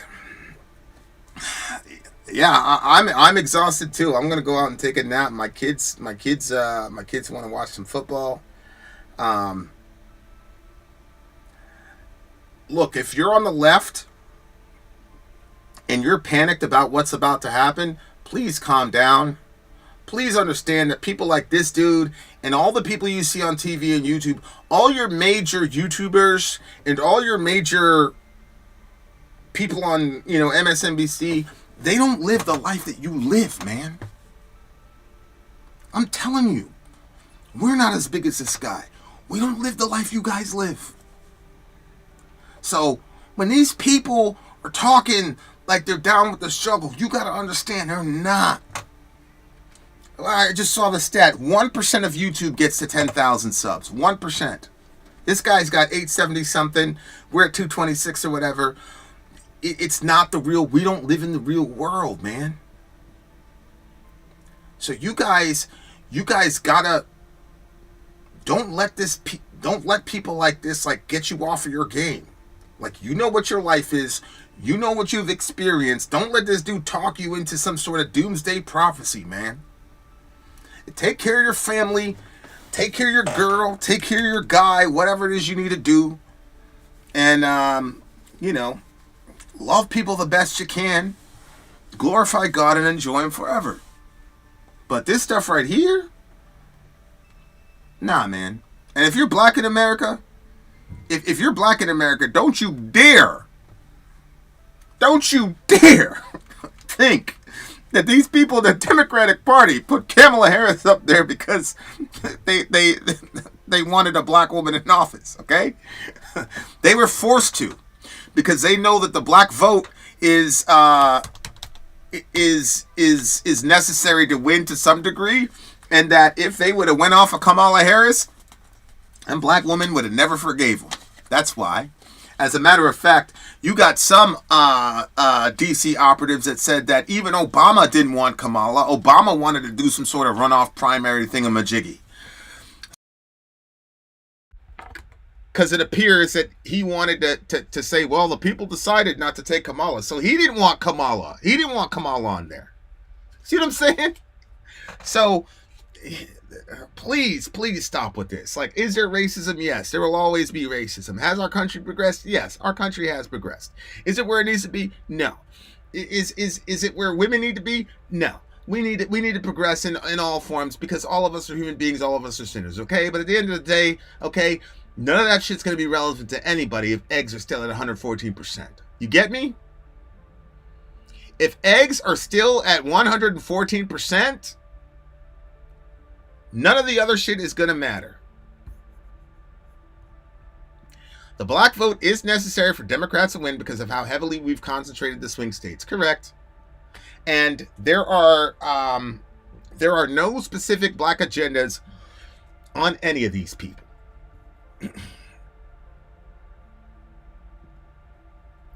I'm afraid to lose my affordable health care under Trump. I'm diabetic, I have asthma, and I'm afraid of my illegal friends. Well, I'm afraid for your illegal friends too. I hear what you're saying, Black Satan 68. I'm not saying that those are invalid. What I am saying, though, is you survived the first 4 years of Trump, right? So I think you'll be okay this time around. As far as black people go, I'm gonna let Mech have the last word. Democrats have engaged in policies that have hurt black people, open borders being very high on the list of those. Symbolism is how they try to starve us but keep our votes. Correct. She is a symbolic figure of progress. She is not an actual tangible figure of progress that actually is going to do anything materially for black people on the ground. We know that about her. All right. This take on illegals being able to just stay is directly out of the Western Marxist tradition. I'm not a Marxist expert, but I'm gonna hang out with my kids now. Much love to all you beautiful people. I'm trying to push more middle America every day. Every day. I'm gonna try to push for more middle America. Thank you guys for hanging out. Like, share, comment, and subscribe. Eventually, I'll be able to break up some of these videos so that you guys can get them in more consumable bites. Thank you all for staying with me as long as you have, especially in context with my technical difficulties. I just want to say you're wrong. It was solely about racism. As a white man, I didn't support Harris because Donald Trump is my de jure liege lord. I'm already hailing him as the Emperor of America. That's right. That's right. Angel Sid. That's right. Yes, ma'am. Yes, ma'am. Yes, ma'am. Hey, shout out to my boy Hoyle. Love you, Hoyle. Good Lord. Yeah. I got you, baby. I got you. I'll hit you on text with the Bible question. You heard? All right. Much love to all you beautiful people. I'm out of here. Plus, my girl has a headache. I gotta check on Shorty too. You know. Then out. Healthcare. Gone. Love your neighbor. Take care of each other. Middle America. We are the media. Forget what that guy says. We are the media. Till next time, guys. Also, Elon. I'm the first one that said we are the media. I should have copyrighted that shit. I'd been a billionaire by now, dear listener. Damn it. Later, Hunter.